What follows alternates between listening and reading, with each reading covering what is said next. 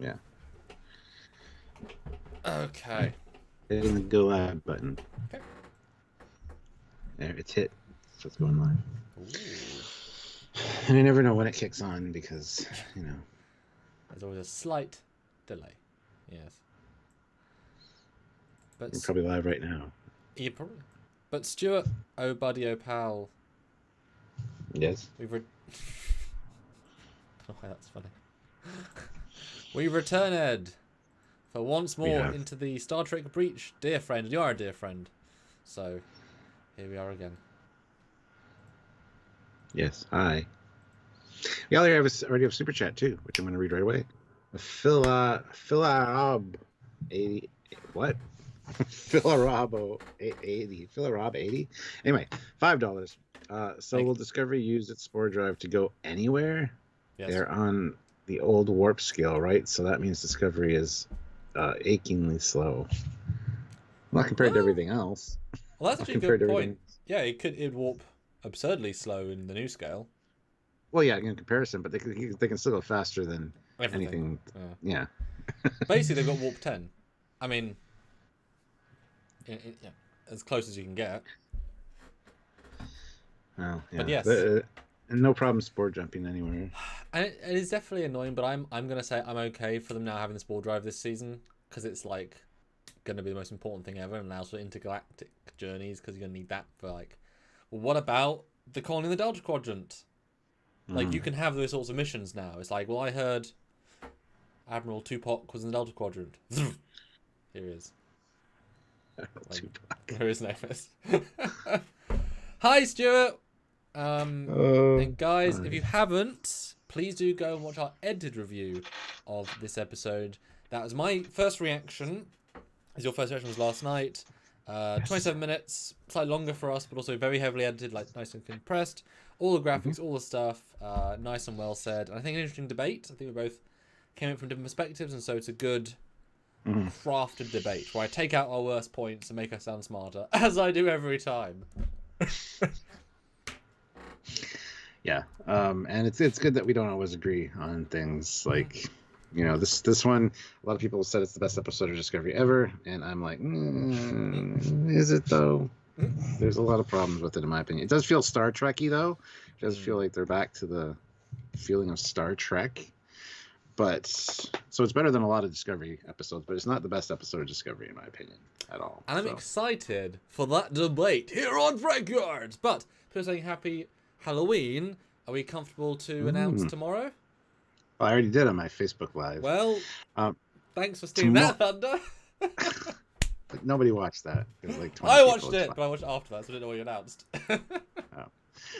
Yeah, tomorrow, Saturday, around 2 p.m. in the afternoon, we're probably going to go live for an hour and a half, maybe 2 hours. We don't want to make anything too. Yeah, we don't make anything too long, I don't think, but it'll be a happy Halloween kind of stream. We're going to be talking about some scary episodes of Star Trek that could be considered Halloween episodes.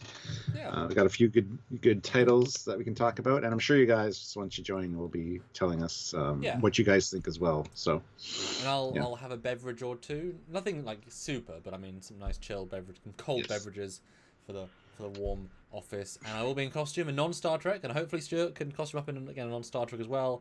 And so if you guys want to join in, and maybe we'll even do a thing where if you're in Halloween costume, you send a picture to our email and we'll shout you out. It is Halloween day, so maybe if you want to Halloween up early, we can jump in and just chill out with you guys for a festive Halloween-esque, because there's not much Halloween going on. The kids can't really go trick-or-treating and stuff, so might as well spread it another way.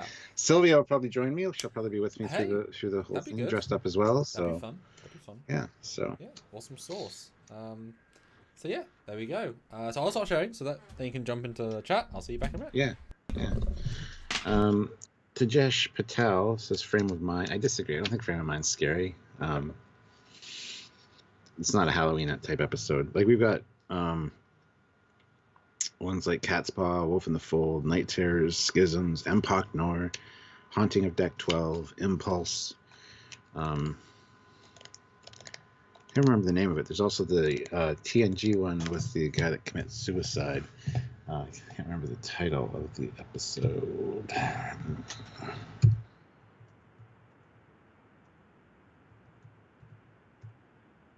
That's a pretty terrifying one. Eye of the Beholder. That's the one.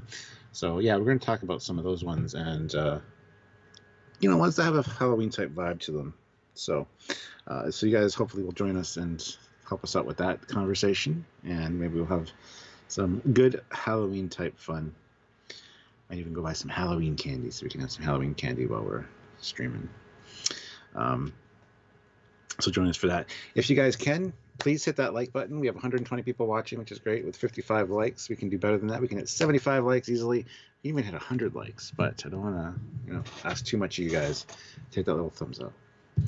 And yeah, if you want to super chat to get your comment read on the air, your question answered, your theory, your thoughts about the episode out there, you can do so. It helps us out because it supports the channel, and it helps you guys out because you become part of the community, and you get to give your opinion, so everybody can hear it. So,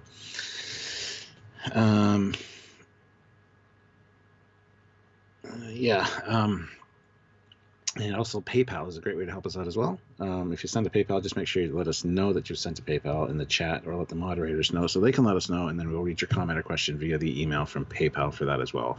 So the links for all that stuff and just how to do that is in the description of every video, so check it out. You can also save yourself some money with Eagle Moss and some other cool things down in the description there. And also don't forget to check out the Teespring store, because we've got some cool Trekyards merch there. Christmas coming up, and if somebody likes Trekyards and you want to get them something cool, check that out, even if it's for yourself.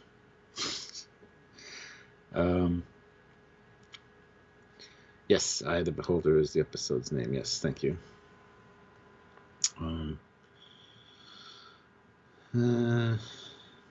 Conspiracy isn't very scary. No, Conspiracy I don't consider a scary one at all.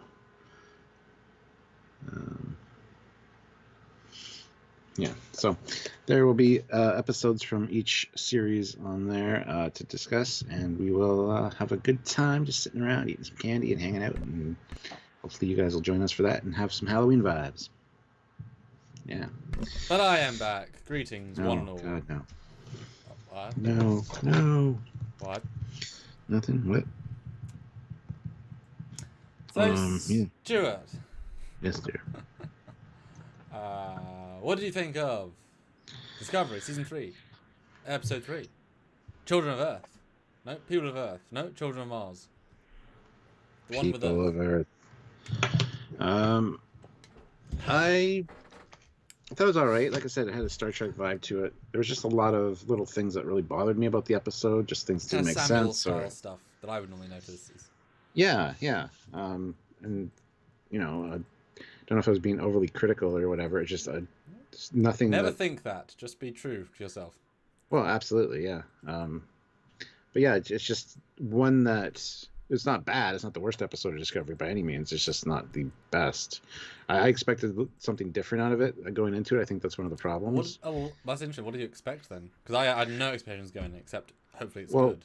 Like we talked about with our prediction video, I expected Burnham to have spent the last year rounding up some Federation assets, getting in touch with some ships, having at least a small fleet of Federation kind of like available, that she knows where they are and what's going on and stuff. So, I just had a different vibe to it. I thought she would have probably visited Earth and knew what was up, but to find out that it was just too far for her to travel.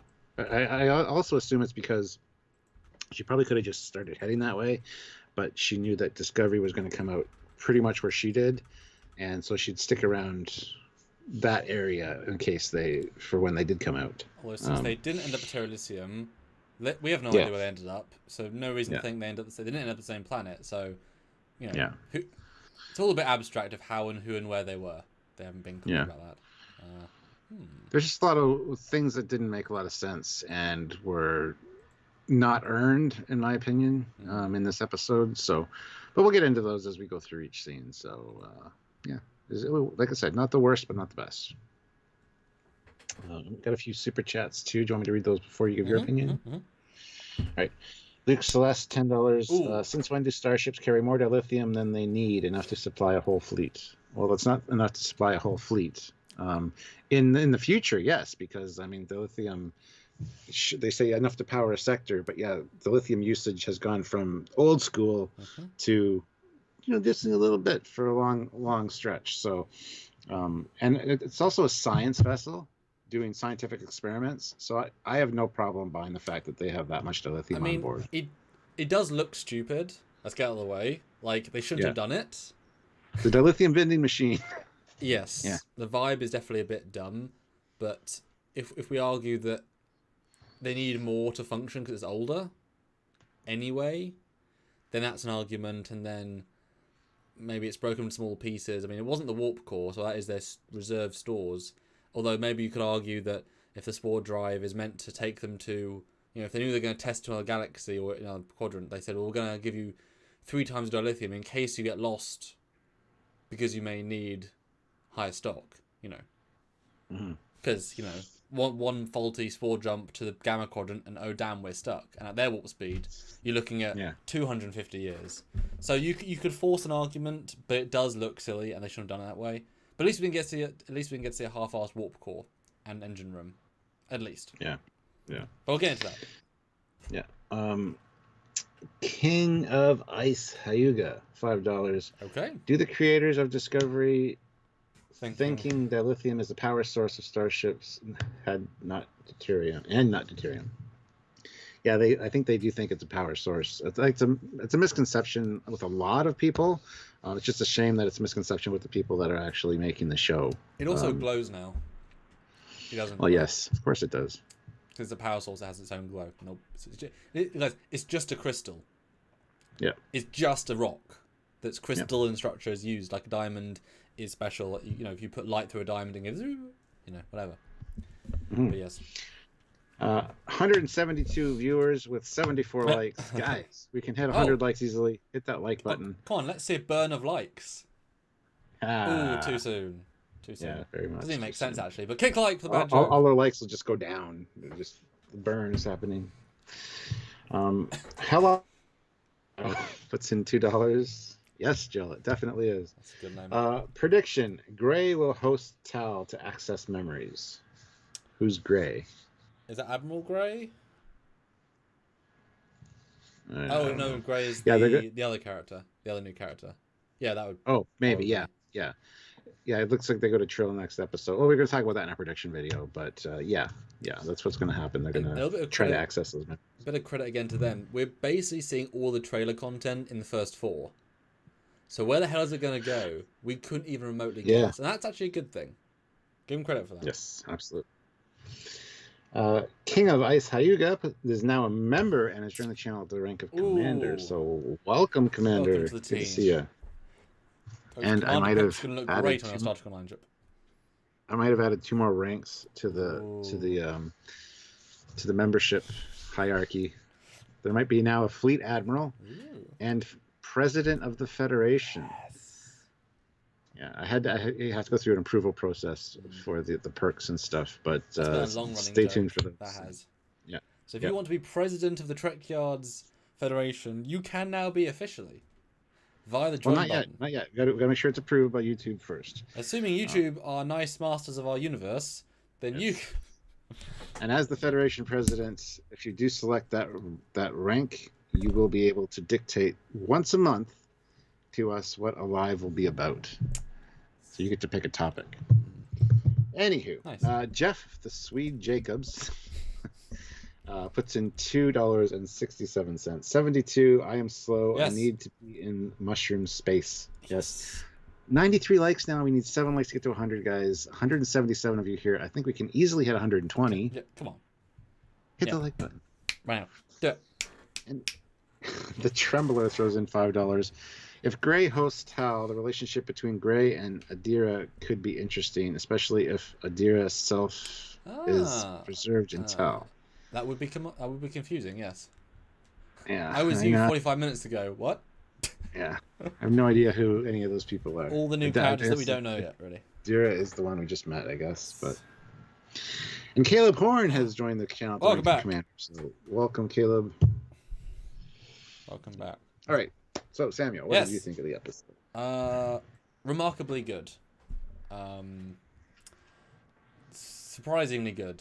You know, of all the things it could do, and you know, this is the thing we said like in season 2: don't show the Enterprise, you can't win. And they did quite a good job, but failed in other ways too. So showing Earth in the future, ballsy as hell. And for the most part, they succeeded. And this is the Discovery team; they're not so good at that. But what made this one especially good is that none of the cast were annoying or badly treated. Even Giorgio, they all did good. There's always a Tilly that seems off, a Saru that seems off, a Burnham that seems off. All of them did good, which is very unusual for this cast. Even Stamets, who I get the feeling they're just trying to force to be in it. They don't know how to use Stamets because he has nothing else to do. He's either in a gay relationship, hurt, or doing spore stuff. Like he's not like, you know what I mean? Like if he's chief engineering, you could put him in everywhere. And like Tig wasn't in this episode because there's, you know, they have to sort of force Pill on Burnham and Saru. Neither was the Doctor. Yeah. Yeah, exactly. Which is not a bad thing. And this is definitely more ensemble episode, which they're clearly moving towards. There's no like Pike anymore. That being said, I like Stamets in this episode. I liked his kind of fatherly, the way he was talking to her. I really appreciated that. Still feels a bit like his character's again wibbling all over the place. Like that wouldn't be normally what you consider Stamets to be, but they're all kind of iterating. This is the best Burnham's ever been, ever. Like the bar has now been raised to an actual character that I can watch and sort of enjoy with funny moments, interesting moments. The acting's better because she's being allowed to act. And the depth now of her being away so long is going to play a lot, and it's definitely going to make her more interesting. That said, they have, like, in a small way, Mary Suda again, because now, like in every season, she now has knowledge of this time where no one else does. So she's more experienced, more knowledgeable, she'll be more kick-ass than anybody because she's got knowledge of the era that no one else has. So they keep giving her a leg up in some reason. I didn't think that until this watch, but that's a small thing. Story-wise, it was a good story, good characters, all the characterizations were good. The way Earth was shown was well, not what I would have done. It was understandable, explainable. They weren't baddies. The Raiders, okay, there's a few weird things about the timings on those, and we'll definitely get into that. They're not flawless, but you understand it. The basics, not necessarily the complexities. And the fact that it ended on a high note with everyone doing the right thing in the Federation spirit. You know, this is what they should be doing, and it's remarkable it took them this long to make something this good. I'm not sure if it's the best one. I was trying to remember the one we went to Dilithium last time, and we all liked it because Frakes directed it, but I remember we had some problems with some of the internal logic stuff, like why is Burnham even on the planet, etc. But thinking back, I don't remember what I liked about it. Like, just that it was more Star Trek-y. So the fact that I can't remember why I liked it as opposed to the Mud one tells me probably isn't as good as I remember. This one I think stands out because it's definitely done well. And yeah, a whole different league for Discovery, which is great. Yeah, all right. Well, oh yeah, I should probably load the... Damn it, I was talking to you so much. Probably load the screen capture. Well, Bill, in answer to your question, Bill4393, is Stuart going to do a video review for Mandalorian Season 2, Episode 1? Yes, on Sunday. Sunday night will be my first reaction reviews to The Mandalorian, and then Monday will be our review. So it'll be Mandalorian Monday, easy to remember, here on Trekyards. Yep, so it'll both be edited as normal and live as normal, so join in for that and watch that. And if there's new ships, we might discuss the new ships. Or not. I don't know, I haven't seen it.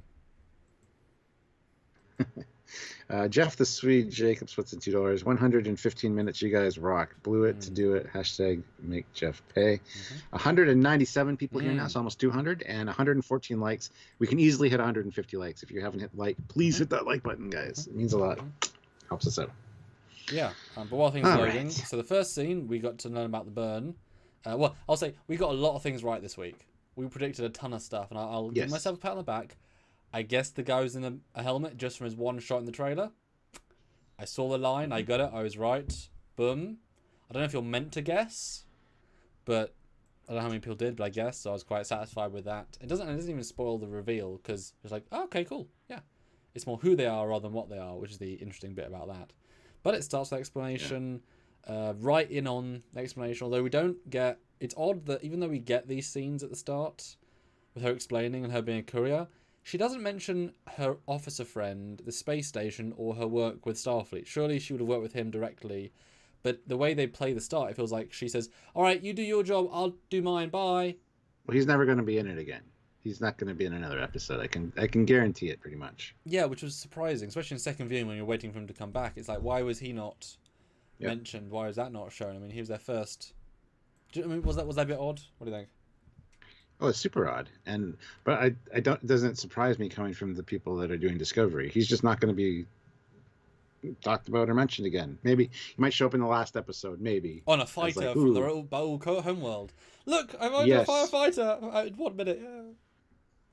It's a reference well, to yes, um, yeah. There's going to be a few people that'll probably show up at the end, like Book's now leaving, so we won't be in the next couple episodes. Probably he'll come back later. Yeah, the way they're just rotating people out as needed. It was really annoying. It's not really an ensemble piece anymore, and I hate that. No, I would argue it's the most ensemble it's ever been. They've also just got It's the most ensemble it's ever been, but have all the goddamn crew there every episode, at least for a small thing. But no, we got Tig, and we got all these other people that you're not going to see. You're not going to see Tig for probably 3 more episodes, and also she's going to be in an episode, and then she's going to be gone again. And she was she seemed pretty important last season. And then it's like, is she even still on the ship? We don't know. We haven't heard any Oh, yeah, there she is. All right, cool. Like, that's got to stop. But what would you've had Tig do this week that justified her getting paid, 80,000 to appear in a scene? Like, you know what I mean? What would she have done that would add it? 80,000. You could. Well, she's obviously not a series regular. She's on contract rather than she's not in every episode. She's not a series regular, which means she's being paid by. But if she's on set filming for another episode. All you need to do is the scene where he's like, I know what you did in the hall. Have her, when he's talking to the kid, walk by and say, how's it going, Bobcat? On her way to like the sick bay or something. Just a little reference. Even having her in the background is fine. And I don't buy the whole, we got to pay them this much money for an appearance in an episode. They're contracted. They get paid a certain amount to do what they Not everyone, not guest agreed stars. to do. Not guest stars. Agreed to do. That's important difference there. Well, she shouldn't be a guest star because she's a regular crew member now. There's not like she can leave the ship. Yeah. No, so it's a regular crew member. So that's a bullshit excuse. What would the Doctor have done then? Like, don't force them in if you're not going to give them anything good to do. And I thought you could have them both in the same scene in the sick bay for a second, just working on her back. I mean, is your back feeling better? Speaking of though, this episode 7 minutes shorter, so which kind of makes you realize that the first two are padded. As they were, like they could do long scenes without editing. This one obviously was a bit more condensed, but it was barely 50, so they could have easily done another scene, etc. But I think they're doing a better job with the ensemble. There's no besides the fact Michael Burnham's obviously the primary. Kind of there's a primaries are relative, like it's obviously Burnham and Sarah. Everyone else is a joint secondary in some small way. Also then bridge crew, but I mean they're never going to be secondary or they're tertiary. No, but we're not going to see this guy again. And if we do, it'll be one more time. And that's my opinion. Which is a shame because I liked him. And but if he is in another quadrant, which he is, that's fair enough. But since you can get there, But it was odd. I was expecting some to and fro with him. I mean, he might have been given a subway signature to then call him at some point, or like. Okay, you've got 88 people on Discovery, assuming everybody survived, which they didn't because Tilly was putting badges up. So let's say 70 people. Yeah. Spore jump to this guy, this poor bastard who's by himself. Drop off 4 or 5 people to help him around the space station. A shuttle or 2 to start cleaning up debris. Let's get the Federation back in order. Let's start doing this the way we should be doing it. Scoop up a couple of people from Earth if they want for the. Once they find out that Starfleet's out there, maybe want to help. I don't know. Just that would be nice, I think though that's too much to ask for this part of the season. I think we're definitely gonna get that later, where they're gonna start to pull resources because now Discovery can jump anywhere. The idea of distance is irrelevant. Once they learn there's a star system in the beta quadrant that has a Starfleet fleet. Hey guys, do you want to join the Starfleet? You do, great. Gamma quadrant. So I think we're gonna get that as it goes on. But yeah, there should have at least been one scene where he says to Burnham, Michael, it's been so good to know you over the last year. Here is this, or she has to come to him to recharge the ship or something. Whatever. But yeah, it was weird. But then we got obviously the ship go boom boom. All of the ships go boom boom. And while we don't like it, I think we'll both agree the caveat that the explosions looked ridiculous at the same time. Yeah. Clearly, it's a visual interpretation of what happened. It didn't actually happen of 20 ships in the same situation, blowing up next to each other, doing nothing. Like it's a holographic recreation, visual metaphor, not literally a flashback, because it did feel daft and it feels very, very, very synthetic. Yeah. Well, the thing that bothered me about that was the whole lead up to that, saying, "Oh, the dilithium dried up," and they tried different forms of. The Federation tried alternative warp drive designs, but none proved reliable. Bullshit. It's 900 years in the future. There would have been a lot of different tech that would have. We saw a lot of tech in Voyager and TNG and things that might have worked. So I didn't buy that line. Well, and then every ship with an active warp core went kaplooey. And later, as we've talked about in the other review thing, Saru says, "Well, our ship wasn't at warp at the time." So was it just ships at warp, or was it ships? I mean, we'll get into that. That's obviously we'll get into that scene.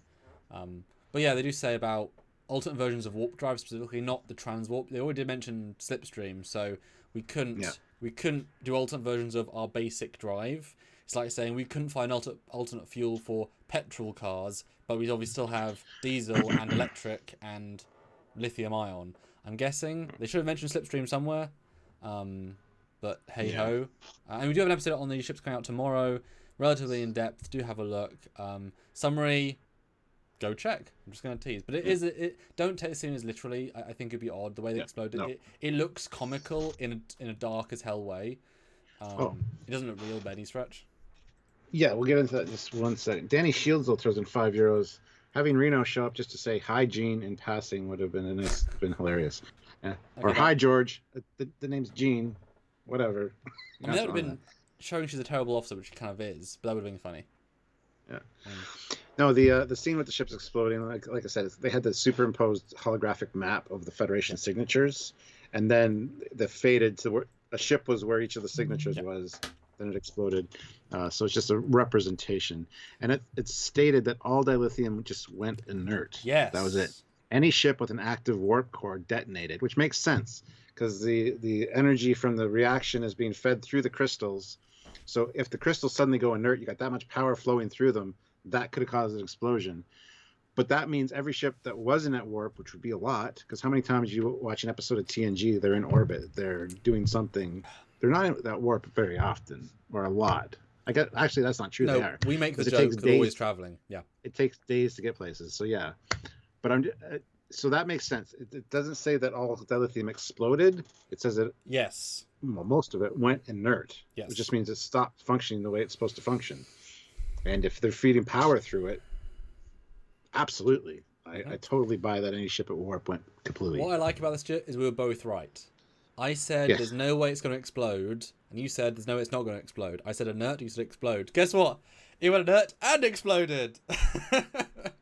Which is actually kind of great, and it does explain why we're going to get points where I can even see it as in Andromeda. They're going to spore drive to, maybe the Admiral says, oh, we had to leave a fleet in the Arcturus sector because we all went inert, like we couldn't move. And so they go there and they find a fleet that's fully working, just old, as in 100 years. So I like that. Dilithium just de-dilithiumed. And I hope they're going to clarify, because I'm sure, this is still a story of a story of a story, and if there's no unified group holding information, then how is Burnham learning this? Well, from descendants, whatever. So if there's a certain line where the dilithium went inert, but then the process caused a warp core explosion, if that's only like warp 2 or higher, or only an impulse, or only whatever, only 15% use, then that's so specific that probably wouldn't come down the 100 years. So it's probably everything at sublight was fine, everything doing sensors was fine, everything what wasn't, and so you do have a more diverse situation. But then you wonder, well, was it just that 1 second that caused the explosion and all inert, and then did the planets become inert or is there only a certain amount of range? That's a weird thing to say.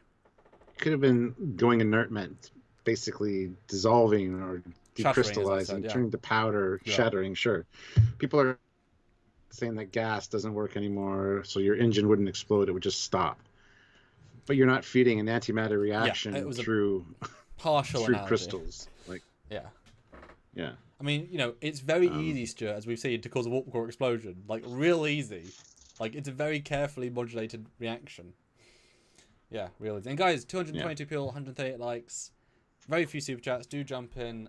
Anything, please do. We'd love to hear your thoughts and comments.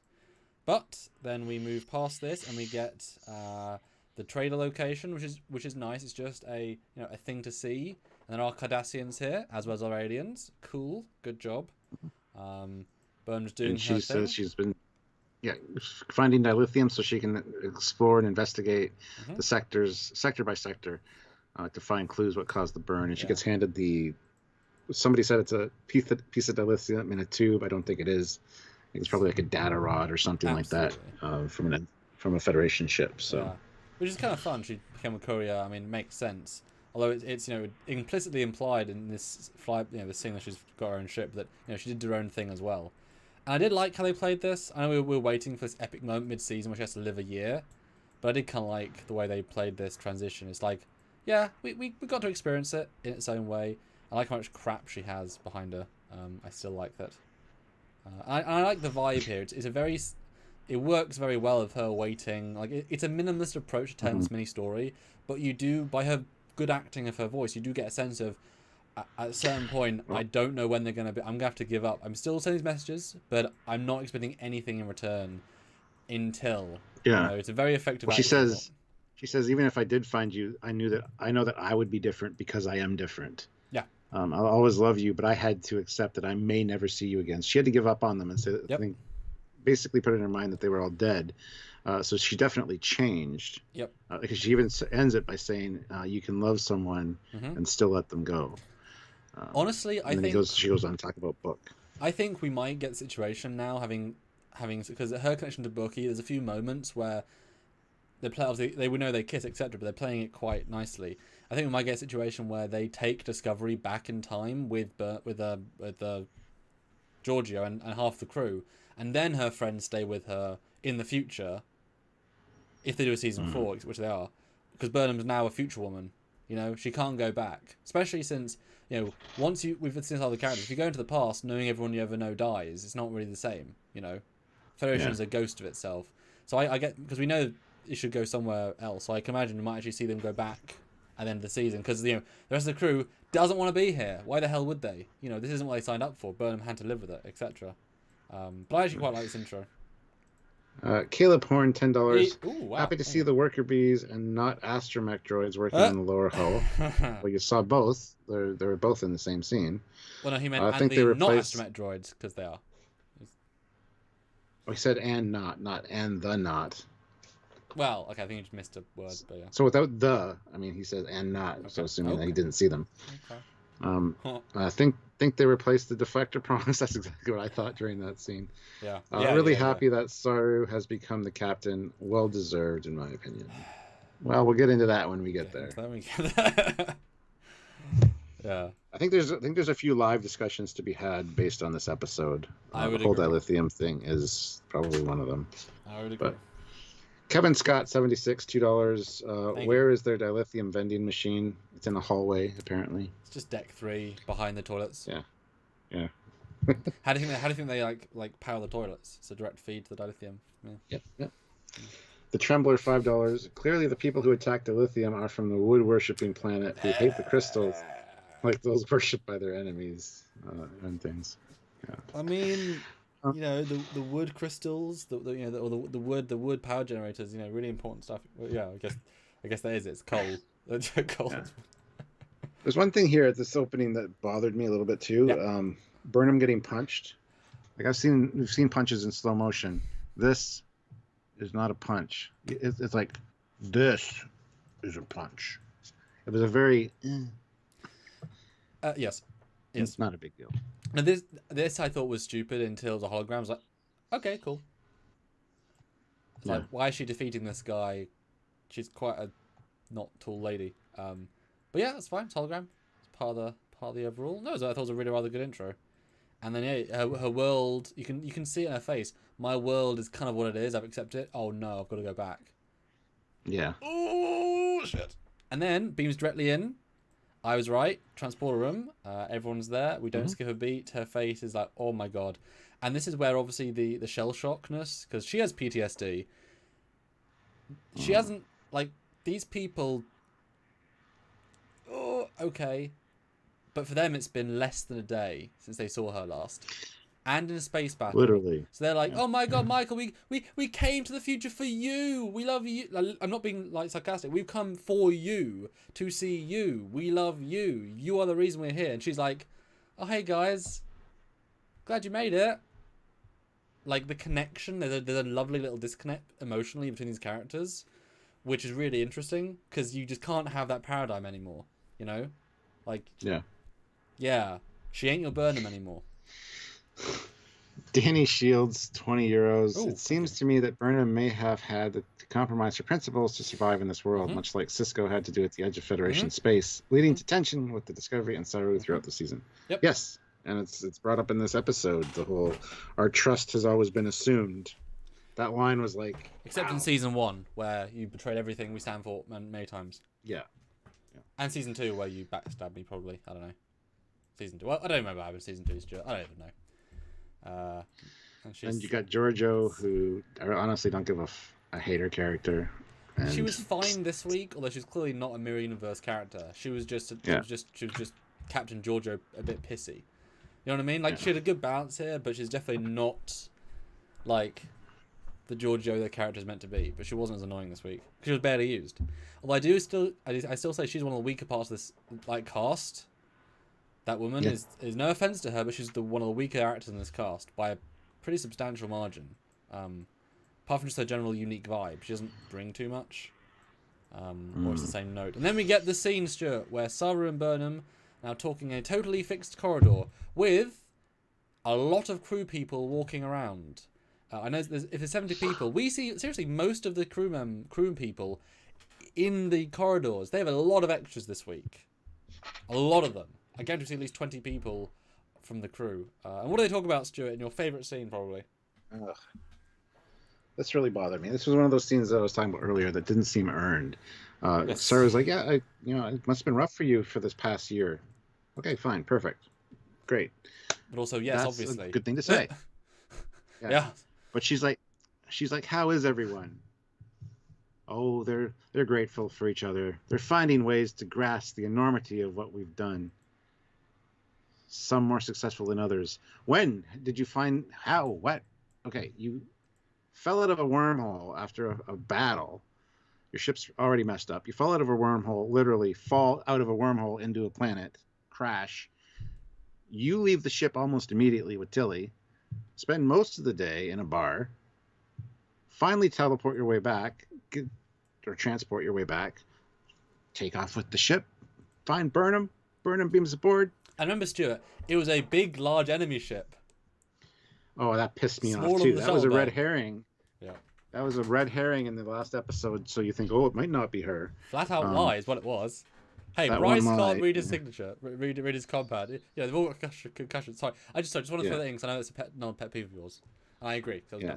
Sorry. So he hasn't had a chance to talk to the crew. The crew hasn't had a chance to assimilate what's happened. They've literally just come into this.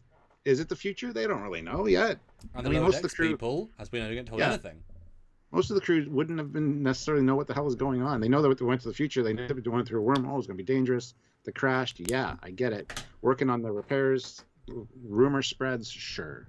But for him to have this discussion with Burnham just doesn't work for me. Mm-hmm. And I'm usually the one that's like, oh no, it's fine. It's fine. Yes, you are. But for this week, for some reason, there's just so many sticky points for me. And I'm not being contrarian. I'm not being an asshole. Don't worry about it. Because you never complain when you sort of do, but you never complain when I complain, and I always have real reasons. So if you have a real reason, Stuart, don't worry about it. I agree here. Don't worry. Every point you think, let's talk about it. That's the fun of this. I know I like Discovery, but this one there's a few things that just really bugged me. And this was one of them. It was just not. And then he goes on to say Kelpians have always been, good with fear and loss. No, so they haven't. That's the perhaps opposite. That prepared me for this. It's always been awful with fear and death. That's the whole point. Yes, yeah. It's bizarre. I think the best analogy, as I said earlier, is this vibe is the same as Star Wars Episode 7. They introduced the First Order. These new Stormtrooper style guys are A threat, but not a huge threat to the galaxy. Explicitly said they're on the Outer Rim, they're doing some bad things, they're fine, whatever. And they bomb the entire New Republic with a Starkiller base, boom. That does not make them more of a threat because they also destroy the base. They have no more ships than they did 4 seconds ago. Rey goes to Atu, that's what it's called, and then the same scene, next film takes over, and we get told that now First Order are almost to control the entire galaxy. It's been the same minute we left off where they weren't in control of the entire galaxy. Rian Johnson didn't watch the first film to play a second film. There's a massive disconnect, absurd disconnect. And then the third film, obviously, it reverts again. And Marcus Evans says they didn't need to go to the future. The suit can fly on autopilot. Yes, but the point was they needed to get all the sphere data that's aboard Discovery out of the present time and get it somewhere safe, which is the future. Even though that's not really even safe, and it was just a stupid decision. Because once Control got destroyed, it wasn't even necessary for them to go, really. Yeah, you've already changed the future anyway. So yeah, it's been less than 1 day. Saru has not slept since the battle. Yep. So for him to be all like, the crew's been through a lot today. Yeah, there's no weight behind. The scene plays out as if they've both had a year. There's no. This is why I said to you, Stuart. They should have been crashed for 3 episodes. Absolutely. It was so easy and so quick, and now the first 2 seem worse, I think, in comparison. Now seeing how it feels like time has passed, but it hasn't at all. Yeah. So it doesn't work. And he's quite insensitive to her. It's like she's been really through a year of shit. Yeah. I saw you yesterday in your perspective, and I took you into the future. It's very odd, very, very odd characterization. They missed the point completely of this emotion. That said, well acted, but it's got a gravitas it doesn't deserve. And this is one thing that I called. She didn't come out at Terralysium. It's not just another planet, or the same planet with a different name. But she says here she contacted Terralysium. It took months to get a response, which is but interesting. They never heard of her mother. So even though the suit did go to the future, they missed the mark quite a bit. So for some reason, even though the suit had a 100% track record of taking her exactly when and where in time she wanted to go, and we know she can pilot it perfectly because she managed to go to 7 Red Angel spots, perfect, or I think it was 4. For some reason, this time she went to the wrong part of the future. Sorry, why? Don't make the suit perfect and then break it. So that was dumb. Because then why would... Cyrus didn't come on the same planet, like the way it's played, so it's very strange. Very strange. Didn't work either. Then we get the bridge explanation for the burn, where all dilithium in known space just... And Stamets like, that's impossible. Nothing can affect all dilithium at once. Then the best Says a man who jumps a starship through mushroom space. And her resentment is just the fans' response, like, shut up. Shut up, Paul. You fly through a mushroom universe. Shut the hell up. Which is great.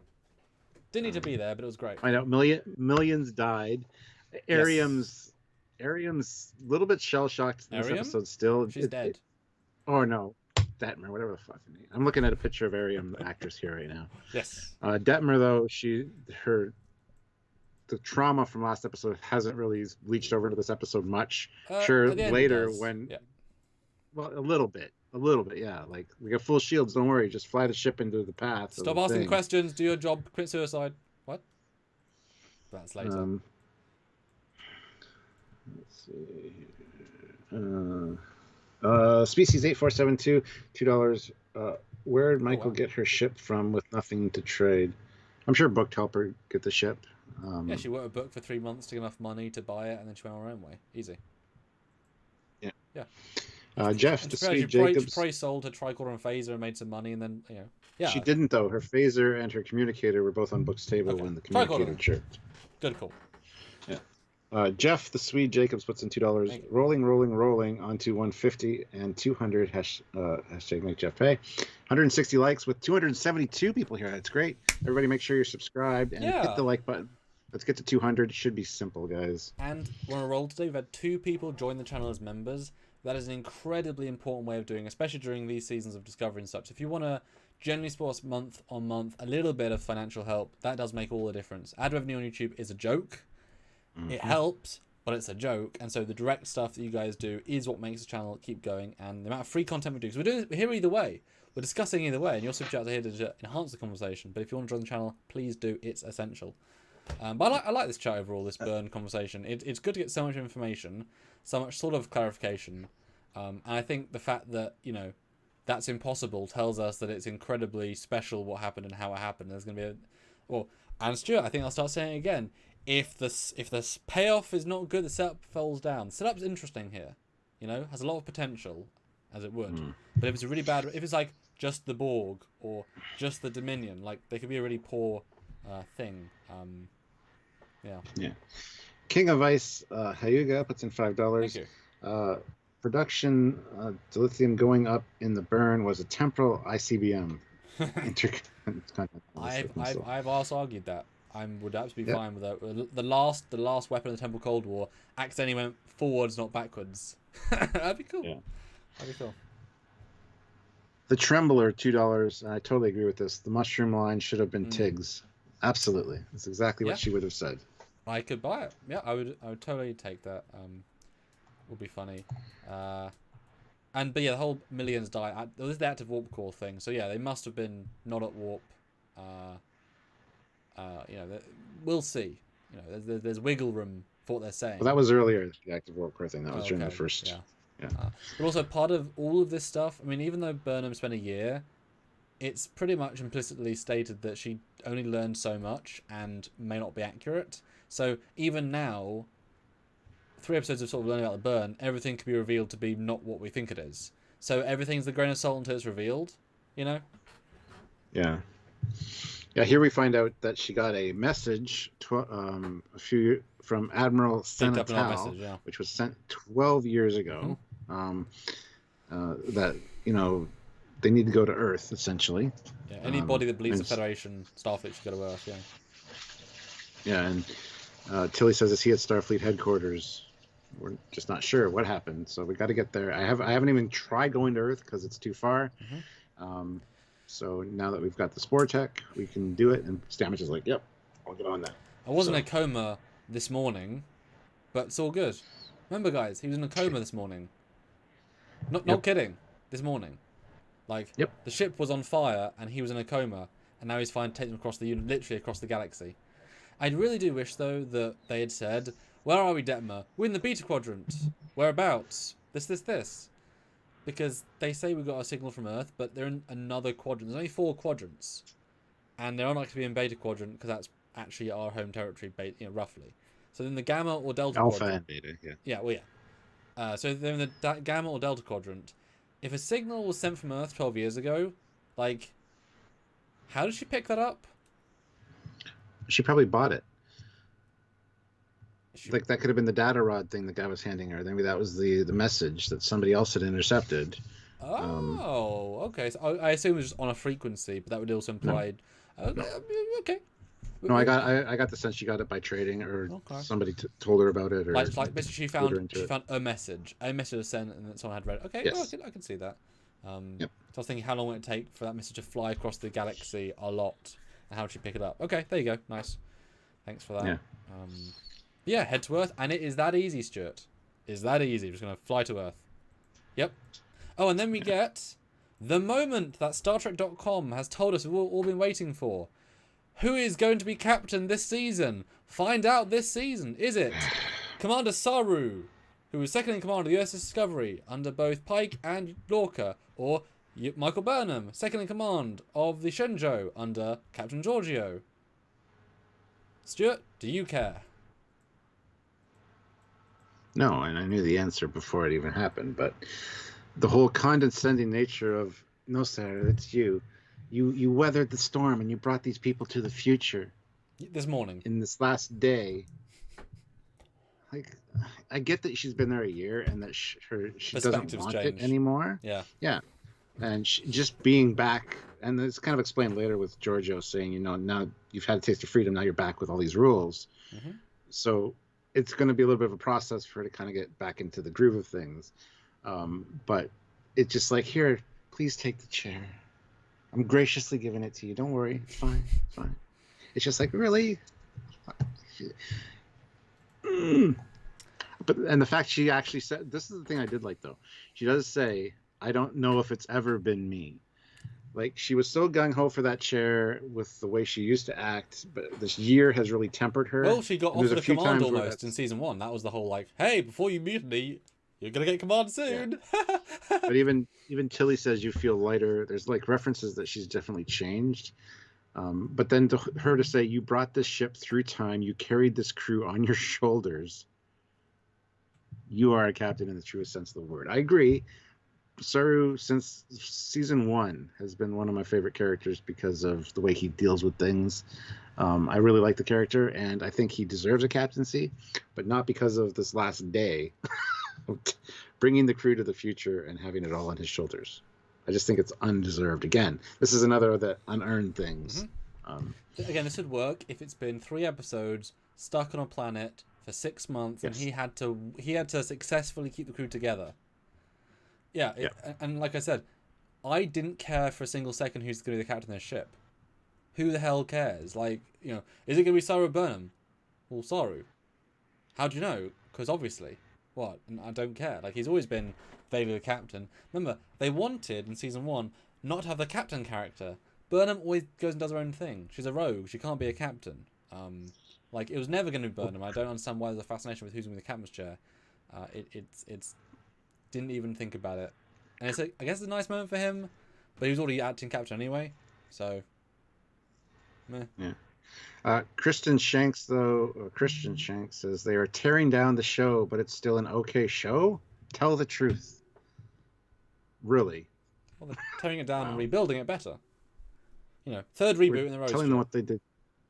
Yeah, telling them what they do right and what they get wrong. That's all. Yeah, in our opinions. Good things. So. And yeah, like you said. Well, people only hear what they want to hear. So. Oh yeah, I said this was best episode Discovery. Yeah, I guess you missed that. Tearing it down, Stuart. Best episode so far. But no, it is funny, like, because yesterday morning he was second in command to Pike. Pike gave him acting command. In one battle, it didn't do anything in. He then went into a vortex, crashed, and left the ship and said, "Fix the ship." And Narn is in command. Yeah, he's didn't earn captaincy at all. Where's Narn too? Another character we don't see this week, which is a shame because the scene I would have for her would be she's in the armory or the weapons room if they had the set, and one of the inspectors saying, "This is your torpedoes." Yeah, this is the like some sort of really like snarky interchange where she's like, "These are really good torpedoes." Now they're not. Now they are. Do you want me to fire the 500 megaton on your ship? See how you lower your shield. See how it works. You could have a fun banter there. But yes, we have a Captain Saru. The Trembler, though, throws in $10. Thank you. There is this worth noting. Saru has now become the first hero ship captain in franchise history to be not at all human. Yes, the first alien captain. Yep. And only the third with Picard and Spock to definitively not be American. Goes on to add another $5. That's part 1 of 2. And says Rios is probably from Latin America, Venezuela, and or Chile. Like the actor, but it's not been stated. And Lorca could be from the Mira America. We don't know. Well, whatever. Being American is neither here nor there. It's not the be all and end all, guys. Yeah. I know that Star Trek's always had that American overtone, especially in the 60s. But well, for anyone who's not American, we don't think like that. It's people. Well. Okay, fair enough. We the people. Of the whole Kirk thing with the yings and the yangs. Yes, well, that was. But wasn't a shame, Stuart, definitely. is that they do show the ship being repaired, which also could hopefully give you a sense of time passing. Would have been kind of nice. They said we'll spend 1 week being repaired, but yeah, they clearly the ship is not damaged at all. They're fixing not damaged ships, but the impetus is they had to fix it, and all credit. Although to be fair, they could literally have seen our review last week and put the CGI shot in this week. You know what I mean? They did. No, they didn't. But all credit to them. It doesn't work fully, but it's there, and as long as it's there, they are saying, we understand, and here you go. So good job. I did not think they were going to do this. Yeah. And so we got Work Bees doing its thing. We also got the repair bots. Oh. Which I assume were borrowed from Enterprise. Like, here, you might need these. Take some. I mean, they've got to be. Because you think they would match the color of the hull because they come out and work on the hull. We saw them come out of the Enterprise. They're white and blue. You'd think the Discovery would be more copper colored.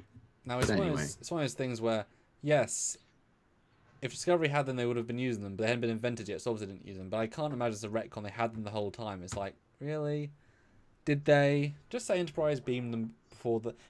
the 5 seconds from entering the entering the tunnel, the wormhole, they beamed on board.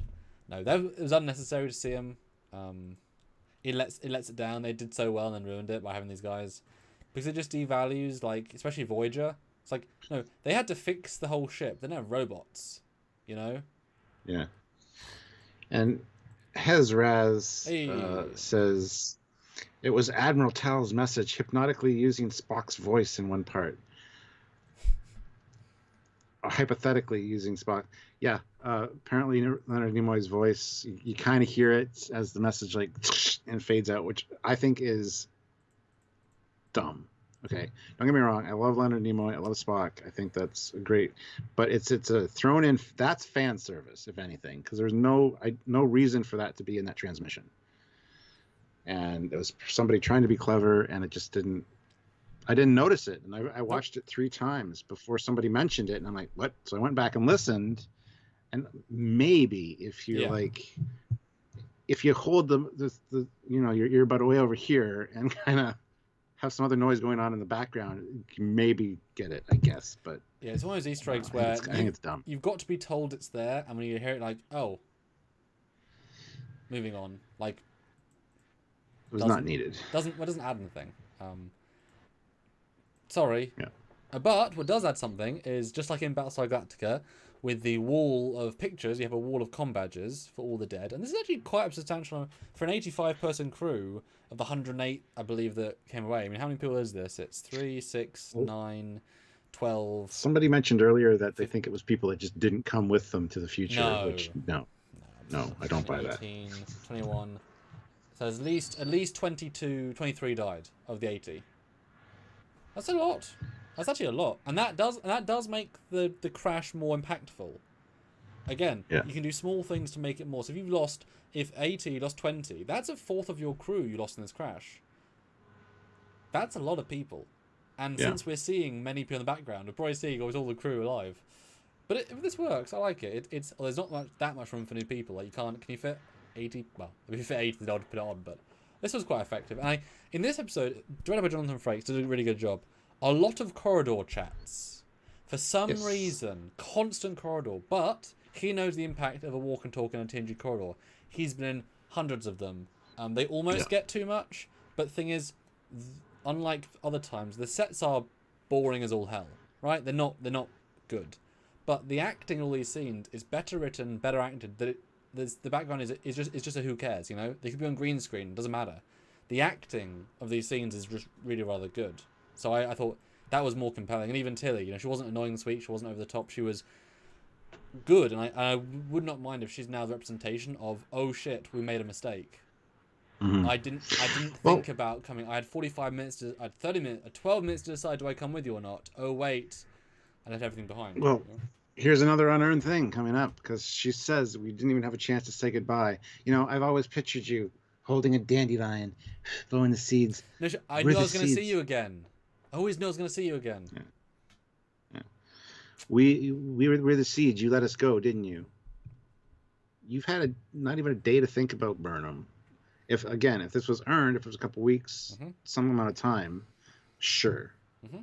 This whole thing doesn't work for me, and you guys know I love Tilly, and I don't think I'm being unnecessarily harsh on this episode, because I just watched it and was just unimpressed.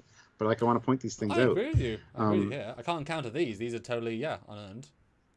Yeah. So and I like the fact she says to Michael, though, you let us go, and Michael kind of cries like, I had to pretend you were dead. But she never answers. She's like, obviously, yes, you are gone to me, but also, hi.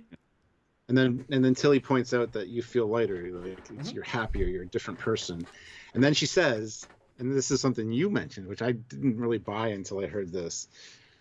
Not a lot of people really know Michael. She wasn't on the ship that long. She was known as the mutineer. Most of them wouldn't have gone to given up their lives and families to go with her to the future. I kind of fought you on that a few times. I totally have to agree with you now. Thank you.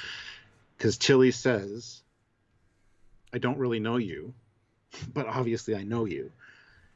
For Tilly to say, I don't really know you, and start that off like that, implies that yeah, not a lot of people know Michael because she's closed off, and she was also Tilly's roommate, for Christ's sakes. If anybody knows her better, if anybody knows her more than Saru, it's Well, Tilly. yeah, be Tilly Saru and Detmer Tilly. because they worked on her previous ship. Yeah, be those Yeah, two. well, exactly. Yeah. Yeah. So for her to say that, it was really impactful, and it really made me realize that, yeah, no, these people don't really know you very well. Mm-hmm. And if they do, it's rumors like, oh yeah, you were the mutineer, you were the one mutiny in all of Starfleet history so far.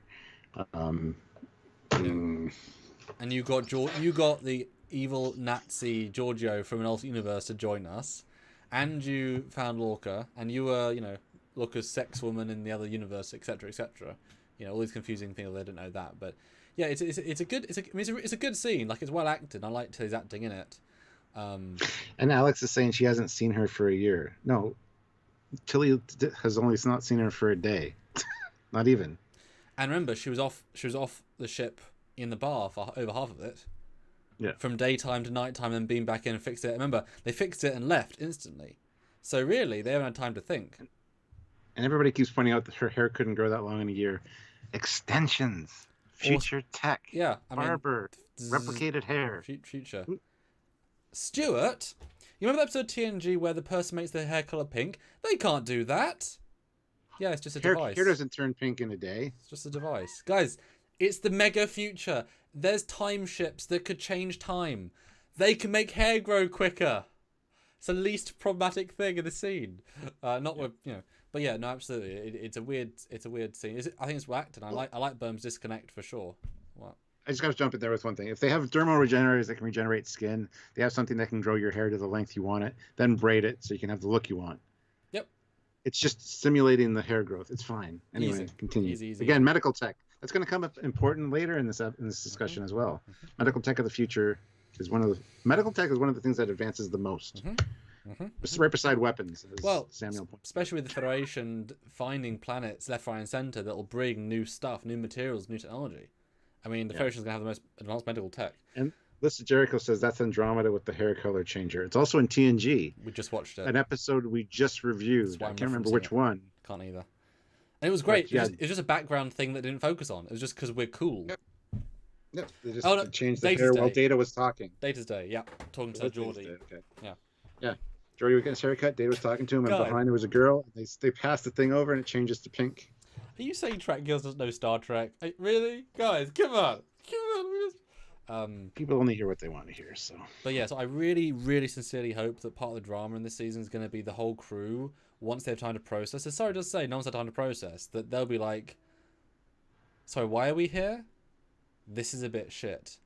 Because it still doesn't work. That's why I wanted bridge crew only. That classic thing of, Voyager, all the crew left, but all of our main characters stayed. It's like, yeah, because they're the main characters. That's fine.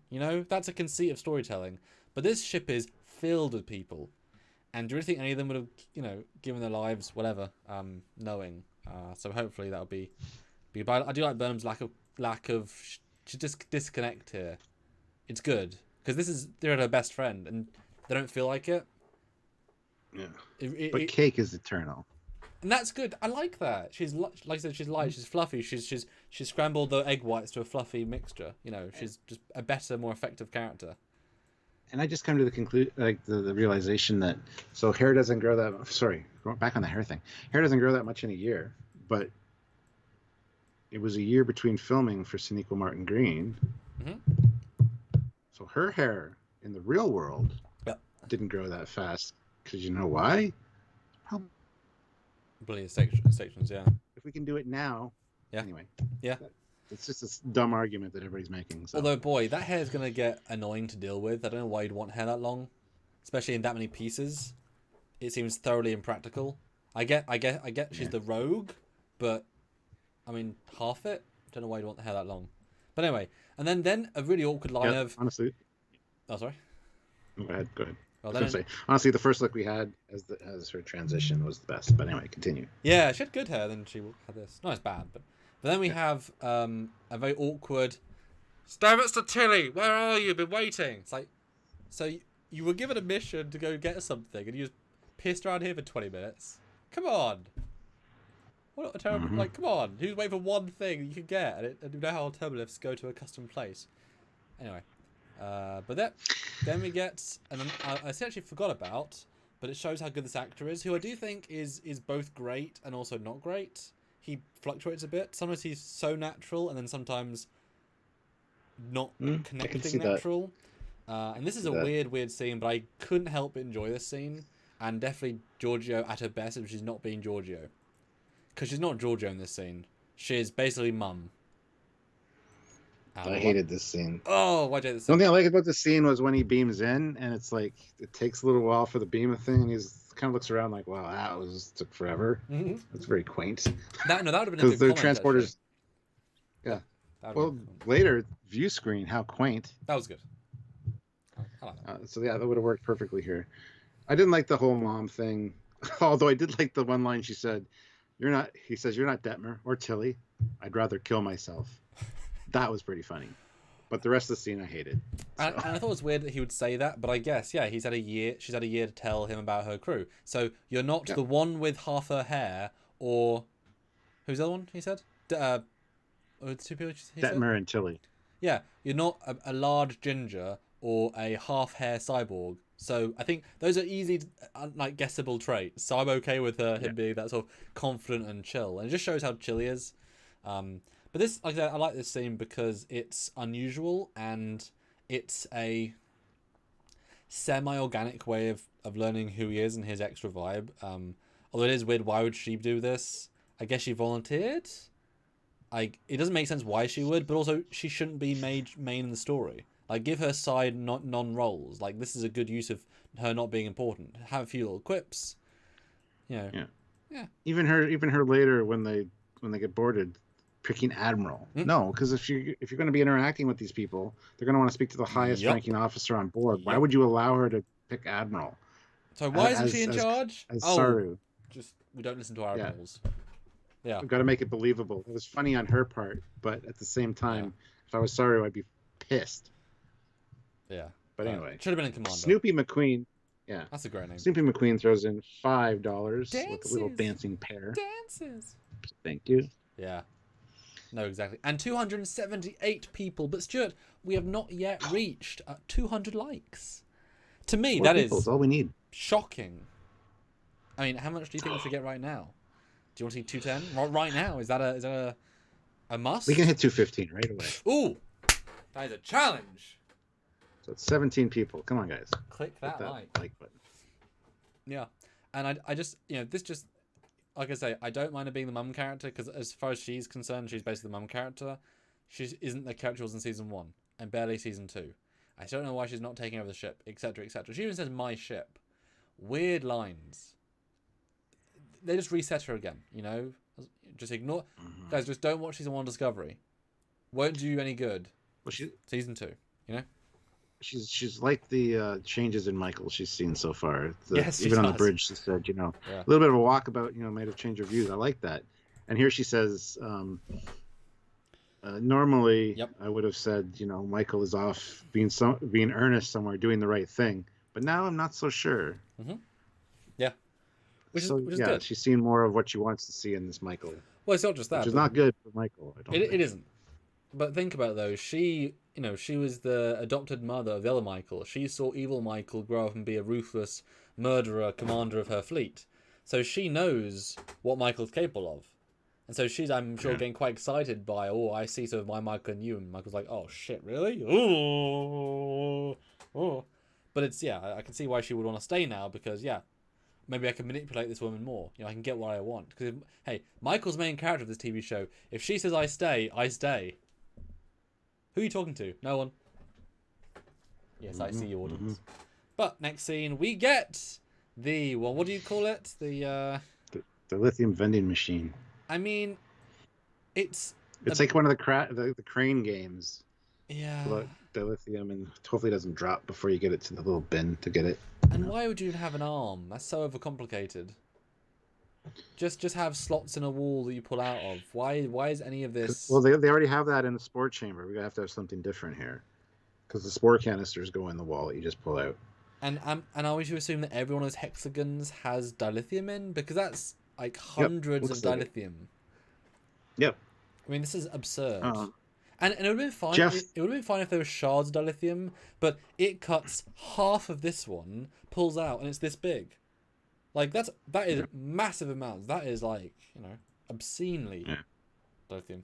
Jeff the Sweet Jacobs puts in $2.13. Yes. 213. Keep it up. We can get to 300. Hey, yes, we can. Hashtag made Jeff pay. We're gonna hit 230.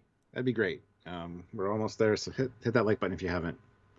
And yeah, here he says, you got enough there. You could run a whole sector, maybe 2 sectors, and or a dozen even. And it was brought up, well, why are they carrying enough to work for a whole sector? Well, because in the past, the dilithium, you need a lot more to do. And as the years went by, hundreds of years, the refinement process, this much dilithium, this is a small little piece, in the future is equivalent to what they're holding right now for the same job, right? So fine with that, not a problem. I mean, it is always still the future, and some things, like, you shouldn't have discovery shuttles. That's not justifiable. But tech gets smaller. Batteries are smaller than they used to be, and so, yeah. Now, although I would appreciate if he'd said something as simple, because we know in Voyager, they find a more advanced dilithium, like a more capable of sustaining power. That's how they get Slipstream to work. So there is not just one kind of dilithium in the galaxy. It would have been kind of nice if he said, "It's so much dilithium, it could power a quadrant," and he's like, beep, beep, beep, beep. Wow, this is old stuff. This is like Gen 1, this is like classic. I take it back. That is not going to power too much. It would have been kind of nice if it was. This is unrefined. Yeah. It hasn't been gone through the refinement process that the new dilithium does. Yeah. Yeah, which works if you need more of it to do whatever. That's it. This is a very big ship, so I can imagine the warp bubble needs to be a lot bigger, so you need more dilithium to cause a better reaction. I can see a few of that, and as I said earlier, maybe they expect they may get lost in different quadrants, so dilithium stores, etc. But we never really got a sense of how long dilithium lasts. They always run out of deuterium before dilithium.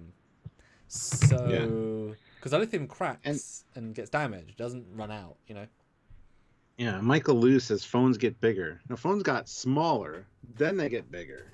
They also get thinner, and the batteries are smaller, but can power it for a lot longer.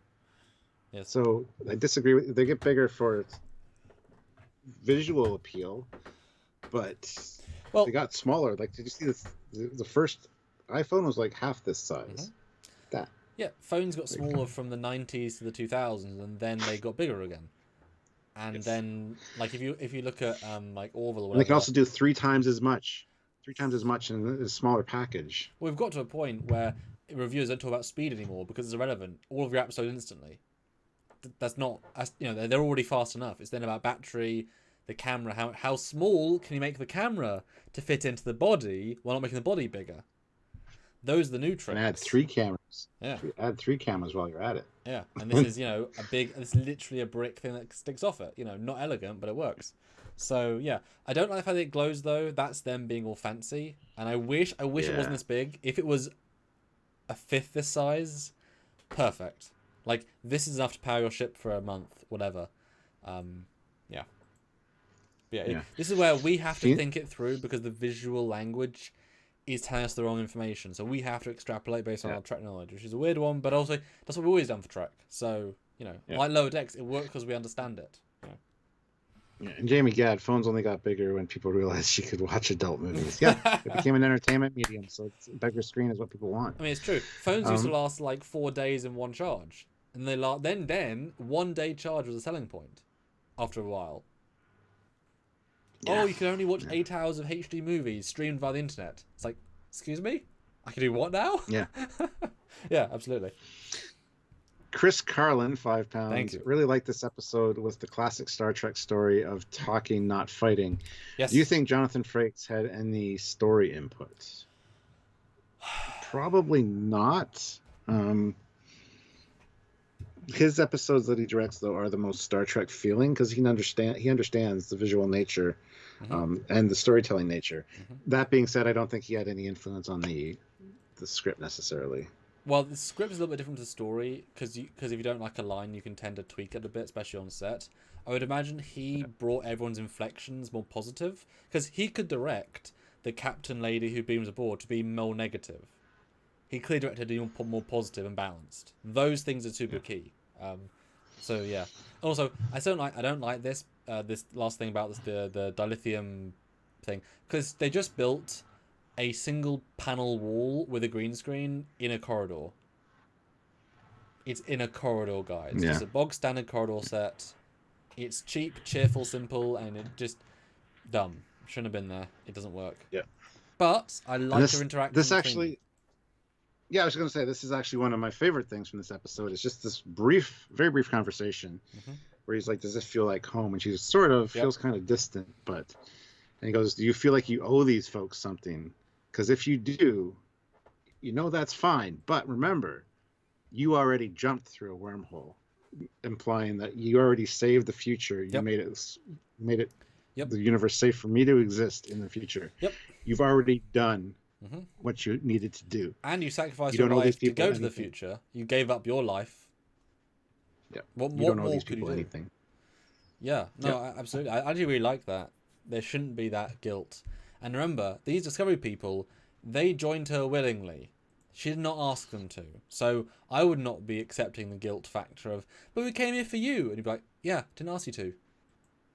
Like, you could have said an autopilot to follow me. You did not need to be here, guys. Sorry, you know? Yeah. But the chemistry between these two is good. It continues to grow. Because they're not playing it. Well, they won't they? Because we know they will. But they're having this fun, like, friendship, camaraderie. And sadly, these guys have got more chemistry than most of the rest of the cast of Burnham already. Oh dear, you know. Like I would almost just want to see these two have adventures without Discovery now, with how much better she is and how interesting he is, you know. And that's sad, but I think true for me right now. Luke Celeste, $5. My first cell phone was a Motorola 8000M, 5 pounds with an 8-hour standby battery pack. Yeah, what was the brick? My buddy had the brick in high school, the big one, and I had the Motorola clamshell, which was still pretty big, but yeah. The dilithium vending machine is fine. It's just as a nook of engineering, no issue. No, it should be in engineering, in a secure room, not in a corridor. Why would it be on a nook? Why would you have all of your stores of lithium, except this in the warp core, visible in a corridor through transparent aluminum? No, sir, no. Of course it shouldn't be. That's absurd. Yeah. Unless it's engineering deck, but then it's not. It's just a normal corridor. Well, that being said, too, like I pointed out, they're all Starfleet military trained. It's not civilians on board. But yeah, you said having a visitor, having an intruder on board, it should be somewhere secure. But I think it shows that dilithium's not really thought twice about by them. It's just it's so common and just it's not really important, you know. I guess. Yeah, it's weird. It's just you'd expect to show more respect towards, you know, dilithium than to be in a corridor. Just saying. But anyway, literally another corridor walk and talk. After a corridor walk and talk, a corridor stand and talk. A lot of extras, good conversation. Basically, you should come with me. And obviously the inclination is you should come with me because I want you to come. Not gonna finish that sentence. But I like it. You're definitely gonna come along and say hey. And Christian Shanks is speaking up again. I mean, you did not have to smooth over everything in yesterday's Enterprise or Sacrifice of Angles. I don't know what Sacrifice of Angles is. I mean angels. You simply enjoy episodes like that. Okay. I don't think we've reviewed Sacrifice of Angels. No. But Christian, angles. Please go and watch our review of S3E3 Enterprise. While we're very positive, we call out every negative possible. We analyse. The point is, Stuart, we review everything the same. The same. Yes. Doesn't matter what show, the same. So we'll review them exactly the same way. And we just watched TNG that we treaded. Like, it is what it is. And okay, best episode of Discovery. So, you know, I keep saying... That's what he says. I say this is good, but not the best episode. But better than all of Season 1? There's probably 1 or 2 gems in Season 1. Most of Season 1. There you go. Would you say at least top 5 Discovery? Which is not a very high bar. There's not that many strong ones. I'll give it top 10, but not top 5. Okay. So most of Season 2 is better then, by that definition. Well, yeah. Oh. Yeah. Jonathan Davies, 10 pounds. Yeah. could it be that all dilithium is connected through subspace and an advanced refining process disconnected the dilithium that used this new process from subspace? Absolutely. And that would be fine if it's something like that, either an accidental thing or something deliberate to sabotage the dilithium supply. And I love the temporal war idea that it's actually an attack, in kind of retribution for outlawing time tech or something. I could see that being a thing. Anyway, yeah. No, Jonathan, exactly. Yeah. I mean, it's a bit of a retcon to say all dilithium is connected because it's just a crystal, you know? Bit excessive, but I can imagine like a disease that hits the particles of what it's made up of, the internal structure. Something similar, but not so much subspace. Although maybe, maybe a weapon that fires on subspace that like interferes with real space, normal space. Oh, yeah, basically, yes, we agree. Absolutely should be. I mean, it's definitely going to be a, man-made or alien-made thing. But yeah, nice and flirty. Then Bookship lands. Well, Bookship does not land. Yeah. I was going to say. Oh, Bookship does land. this big ship that it's a big ship coming up above us. Anyway, and it reconfigures itself to fit in the bay, which is kind of neat. I really liked that. I thought that was a lovely little touch because they knew they didn't necessarily know the scale of the ships, so they're like, oh crap, we've got to do something about that. So I liked that, and it actually looked good. Bookship actually looked good like this with all its glows and weird hull plating. It looked interesting. Basically not in motion blur. It looks better. But then we get the. I'm surprised you want to be capped. No, what is in the scene? This is where he says, "I'm having difficulty trusting your judgment."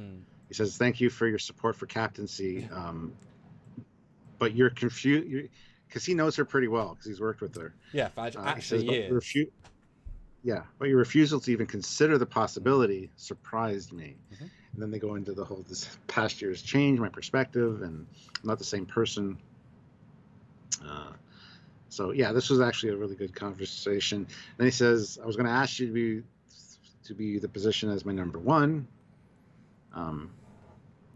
So I must insist you explain why you're different." I like. They have to film Star in a different way because he's really tall, as we'll see later. Yeah. Because I realized has he even been in gold? Because gold's command, he's been science. Is this his first time in gold? Because something about his close-ups with his blue eyes and the way it's shot, he looks great. Like those are like poster-worthy shots of this character. And if I ever use like and on this corner, Saru, I'll use this shot of him. I think he looks tremendous. And I don't know if he's standing more proud, but I liked his vibe here. As a captain, I thought there was a slight shift, and I appreciated it. I thought his acting here was really solid. Christian Shanks speaks up again, though. I just want to address this. Please do. Better Trek from before these stewards, did not require you to explain away the message or universe they're in. I absolutely agree with that. This very much is like the Kelvin verse. It needs explanations as to why things are the way they are, especially considering they say it's prime. So I do agree with you there. Doesn't mean that there's not good stuff in this Star Trek, though. Although, explain the universe, like that's called world building. They always did that. As soon as Enterprise D warps in, captain's logs the situation. They don't warp in, not explain, come down, not explain. Like, I mean, this is just, guys, the universe is a different universe, ostensibly. Of course they're going to have to explain the universe. It's a universe. The message, sure. I think what he's saying is, if it's supposed to be in prime timeline, we shouldn't have to make excuses and explain things when we do reviews. I think that's what he's getting at, and I agree. Well, because that's why I say this is the Discoverse. It's its own thing in my mind. It's not prime. We've said that from the beginning. Yeah, well, we did that with Lower Decks a little bit as well.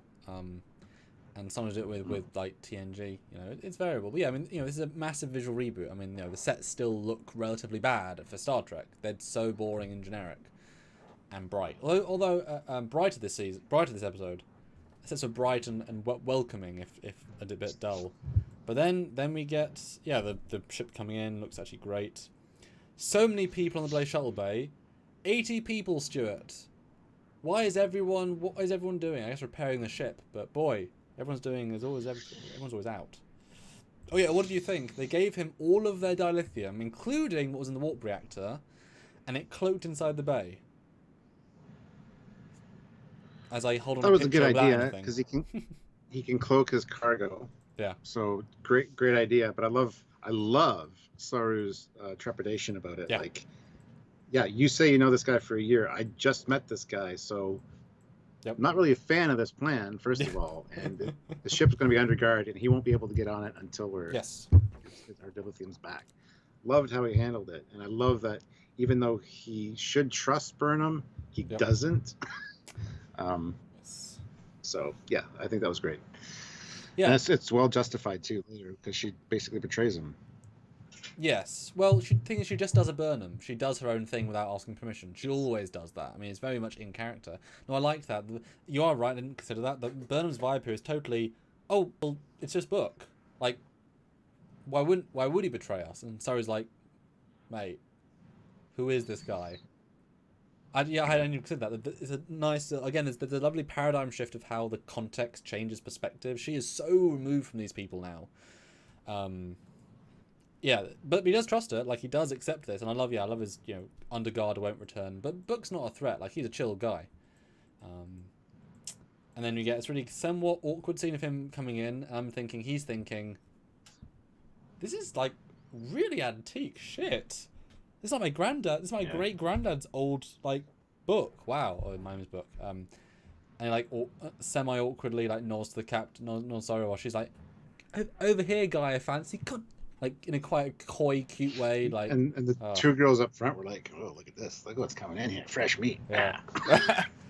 And they come together. This nice little, like, it's cute. I like. They have chemistry. She's like, hey mate. He's like, hey. It's nice. Like, they have their own little thing. Like, I really quite liked it. But they spore, and it was that easy. Now they're in Jupiter's orbit. But Stuart, and I'll lead you in. Oh. I'll lead you in. Stuart, we would need to be outside of their sensor range, so let's just go next to Jupiter. Saturn. That's not Jupiter. Stuart. Okay, edit. Click. Okay. Stuart, I'll lead you in. What was I? What should I say? Saturn. I don't know. Anyway, they spore jump to Saturn essentially, and well, maybe they didn't spore jump there. Yes, they did, because you see the ring is still turning to go back into place. Yes, we see it. And it locks in.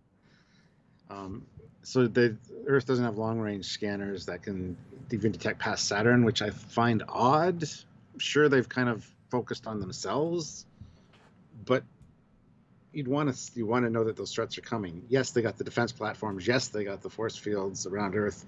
They can protect themselves, but still, to not be able to detect within even the solar system, really? Now, disclaimer. They're basing their knowledge on purely Discovery era. So are they saying, in the Discovery era, Earth can't detect anything past Saturn? Is that what because she has no idea what's happening in this Earth. But Stuart, if you recall in Discovery Season 1, Episode 8, without Pavo, the Discovery scanned past their space, into Klingon space, deep into Klingon space, a fully cloaked ship.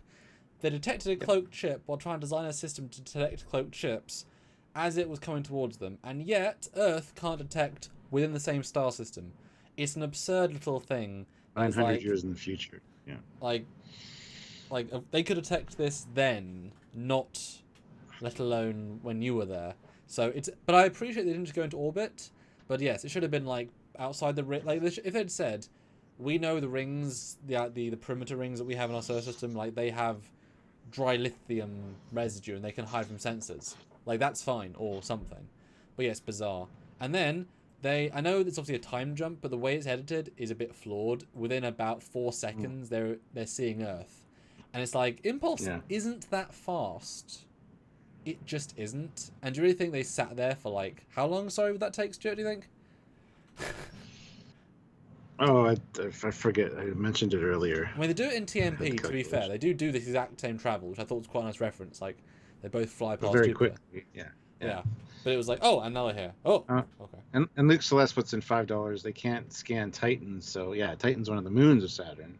So well, makes sense. They don't say they can't. They say they haven't. Oh, no. Titan is a moon of Jupiter. Yes.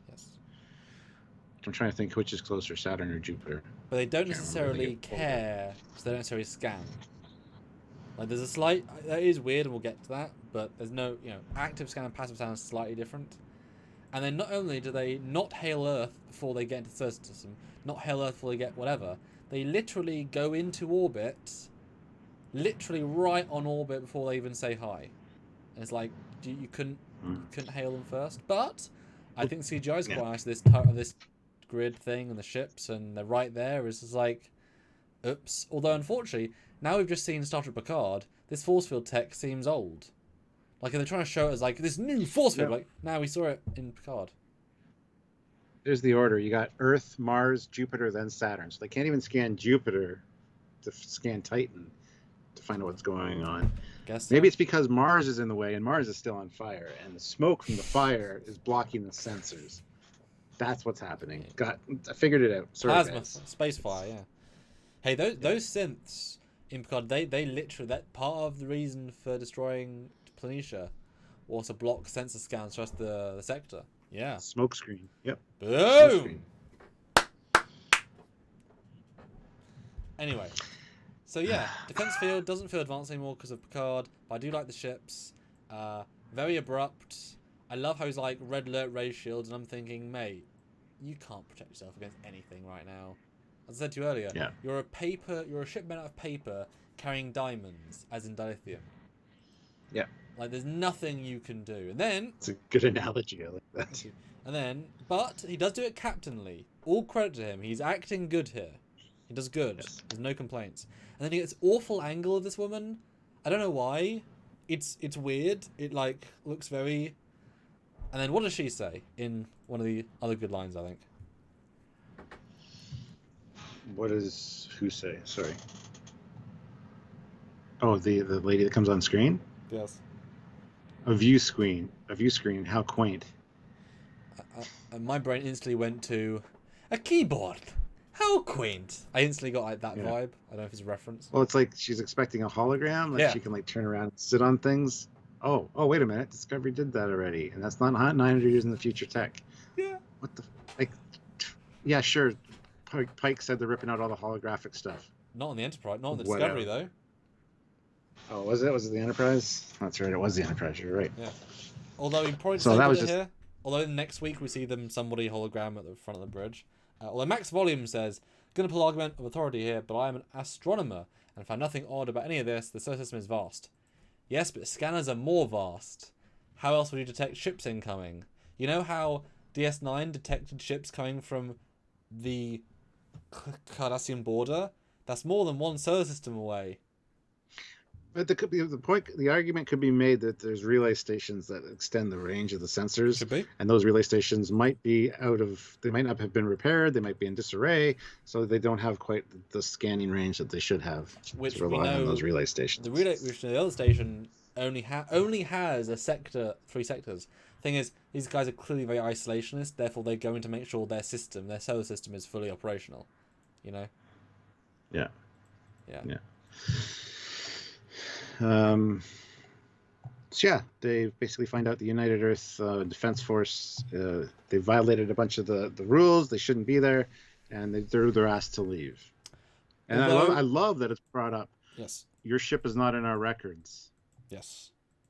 And long-term classified scientific expedition. So yeah, we're the descendants of the original crew. Like, seriously? But it's a very believable bullshit. Yeah. And I like it. It's quite quick thinking. Like, I feel like he was like he hadn't thought that through. He's just saying it. And I do like how she's not aggressive, but she does say, "Please leave." It's a good vibe, and it gets better the more you watch, especially on second viewing. Mm-hmm. Whereas she's just saying, "Guys, we're not interested." It's like if a guy tries to say something at your door, you're not going to say "fuck off." You might say, "We're not interested. Please leave." Like, you're not trying to be rude. Just like, no, just leave. So it's a good vibe. Like, we don't. Until they try forcing their way in, and you get a little bit more. Well, hey, that's aggressive. Until they arm those quantum torpedoes, yes. Yeah. And then it's like, well, you know what?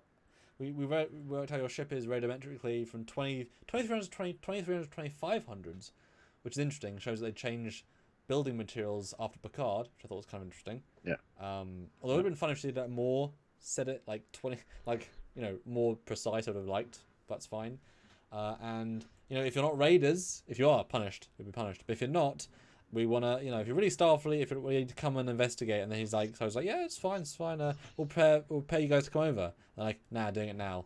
Just it's like, oh shit, very abrupt. Yeah, that was pretty impressive. And I think you said people complained how could do it through shields. No, I don't think I said that. Okay. Well, I said I had no problem with it going through shields. Oh, okay. I think I read somewhere. It's like, guys, 20, 23. Yeah. These shields are literally nothing. They're worth nothing. I mean, they can stop energy weapons, maybe. As we find out. Yeah. Down to nothing with 2 hits. Oh, another quick compliment, though, as much as I can. That great shot of Earth. Earth looks so small. The way they shot Earth looks a bit naff. But I like how small the ships are. Because Discovery's huge for the era. Which means these ships being smaller than Discovery are actually a good size. They're not Baul ships. They're actually nice, neat, small. Yeah. Like, that is actually a good choice. They actually feel very on par. So I actually quite like that. Yeah, then we get Book, which we're in the uniform, and I love the whole aye. No, we're not pirates. Only one eye will do. Yep. And yeah, nice little moment. Yep. And we didn't get underwear. We didn't get a Carol Marcus moment. Well, for Book we did. He was man nipples are always ladies, okay. Yeah. I love how it's mentioned too. Like, this is your long game. You wanted to see me in this uniform this whole time. It's like her fantasy. He's like the best at friendly flirting. Yeah, I like the guy. He's a good guy. Yeah. And it's just like, this is ugly. Like, he's like, oh, this really, ugh. No, it's good. It's a good scene. And the fact they can have this whole long conversation while not being interrupted by investigators show how chill the investigators are. This is a long little scene while they're all on board. And given they can scan each people in every room, they're not like I was thinking about the not the Krenim, the guys in Void, the Devore. Like, they grab people out of their rooms and like, everyone must be for inspection. It's like very formal. This is like, I mean, hey guys, well, she grabs Book and starts walking out of the bridge to get this taken care of, and then the other girls. He's not Book. Yeah.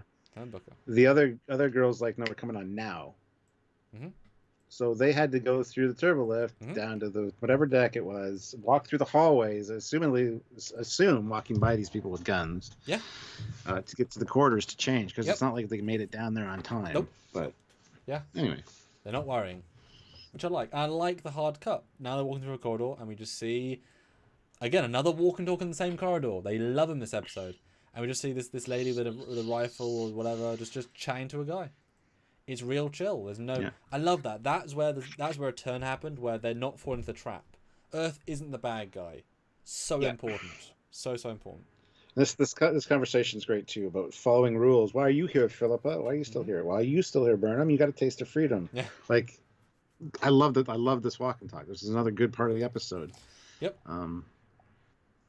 But and it makes the sets feel better as well. Like, they're still bland, but they're not distracting.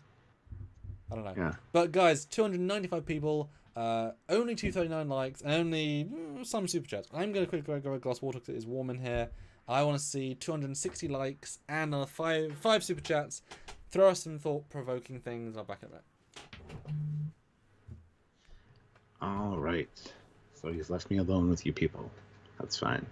If we can get another 9 likes to get to 250, that would be great. Honestly, another $18 in super chats would be fantastic. So if you can, please do.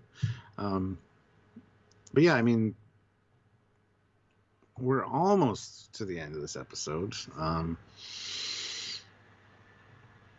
And don't get me wrong, I don't hate this episode. It's just not. A lot of people say this is like the best episode of Discovery. I disagree with that. There are a few things that just don't feel earned to me. Usually I'm more generous on Discovery content than Samuel is, but this is kind of a role reversal this week, so that's interesting. So don't want you to hate me just because I'm saying some negative things, but and don't say I'm a hater, because I do enjoy Discovery quite a bit. So yeah, but the whole her being an admiral thing bugged me to no end, because yeah, if it came down to it and the United Earth head of United Earth wanted to talk to whoever's highest rank or in charge of the ship, she'd be like right there going, ah. And if that's what she wants. That's what her character would want. But as Saru, I'd be like, what are you doing? There's not even a scene So, where we have them talk. She's completely a non-entity in the investigation. yeah.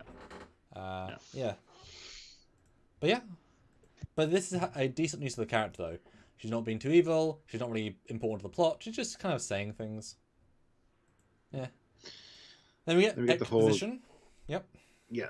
Who's been raiding you? Dilithium raiders. We get this whole thing here. Get his name. His name is Wen. Targeting our ships, taking our dilithium at any cost. We find out later that through Wen that Earth actually has a good stash of dilithium, but they're hoarding it. They're using it for their own internal purposes, which is perfectly fine. But so it's not like they don't have.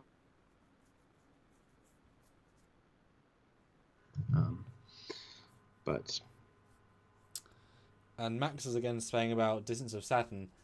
Max, billions of kilometers away. We can scan light years away. Those are bigger than kilometers. Billions of kilometers. Just saying, light years. Yeah, that's how sensors work. Yeah, and especially with 900+ year tech. Yeah. You know how Daniels can scan anywhere in time? I think it's more than 1.7 billion kilometers. I'm just saying, Yeah. And Stuart, I know one of our pet peeves is Discovery for some reason makes all its windows bright white. Because why not? There's a sun out the window, even though there's no whatever. This scene, there is a bright light because you see black behind it with stars. So better use of that effect. And this woman's acting, this guest star, is very interesting.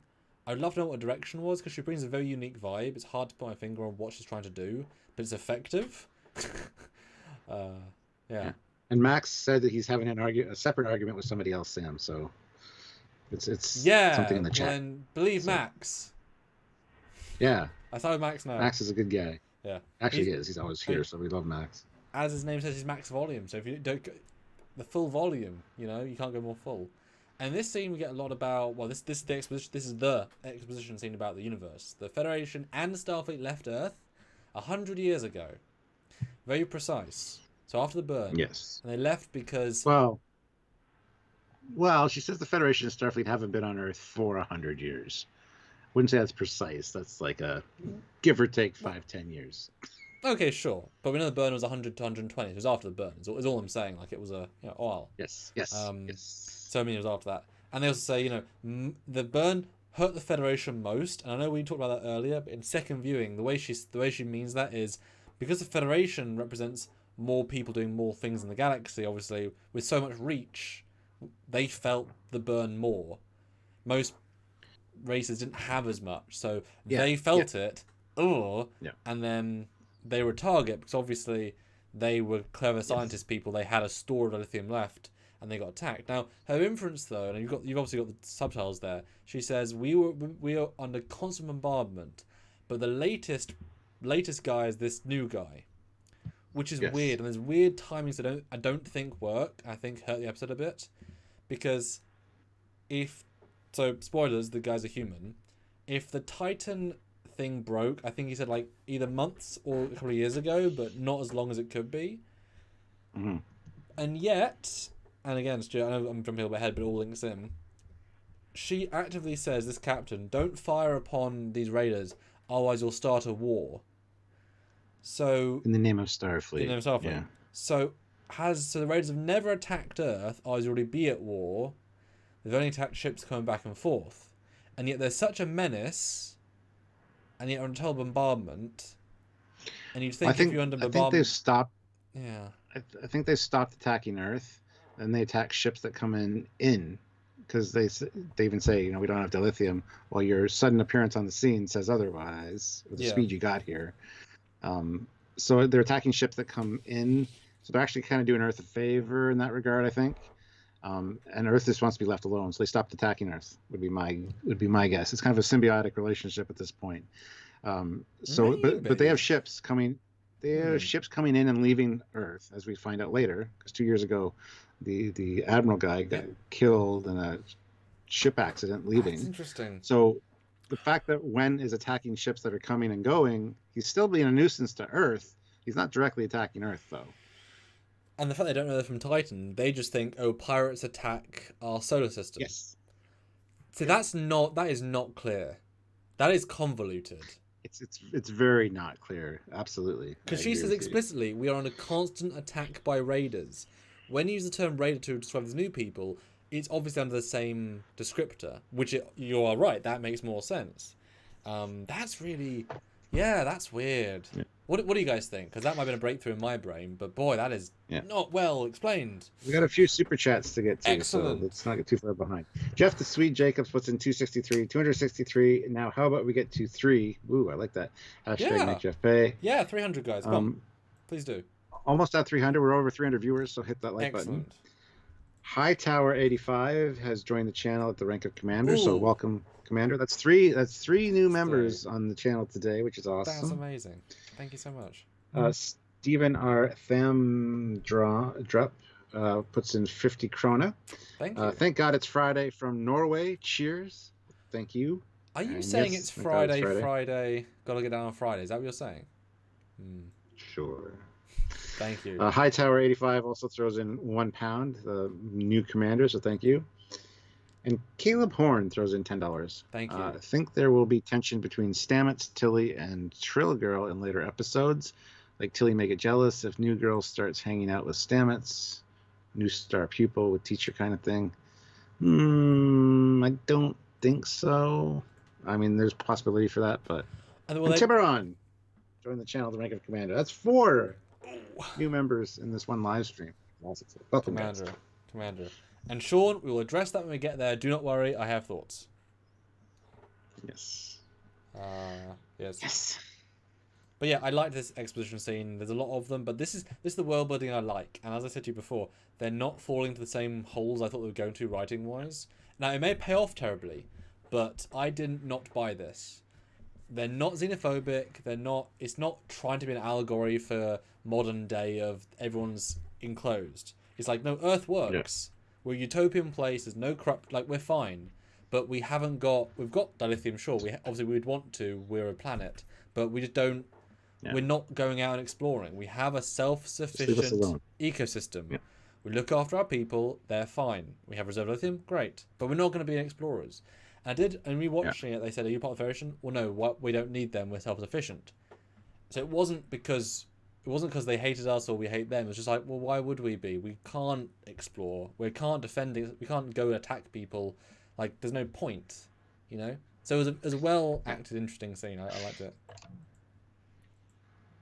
And everyone in the chat, I'm just going to say this once, because I've already said it. Dilithium is not a power source. No, I've already said that. Okay. That's not what I'm going to say. It's not Dax. Oh. I don't want it to be Dax. I would be fine if Dax is one of the larger Trills that's now in a pool on Trill, and we do maybe talk to him. Maybe. I don't want it to be Dax. It's like every Vulcan is just supposed to be Spock, Serac. And that was a stupid line from Lower Decks. Oh, look at Spock and Spock. It's like, shut up. No, yeah. Shut up.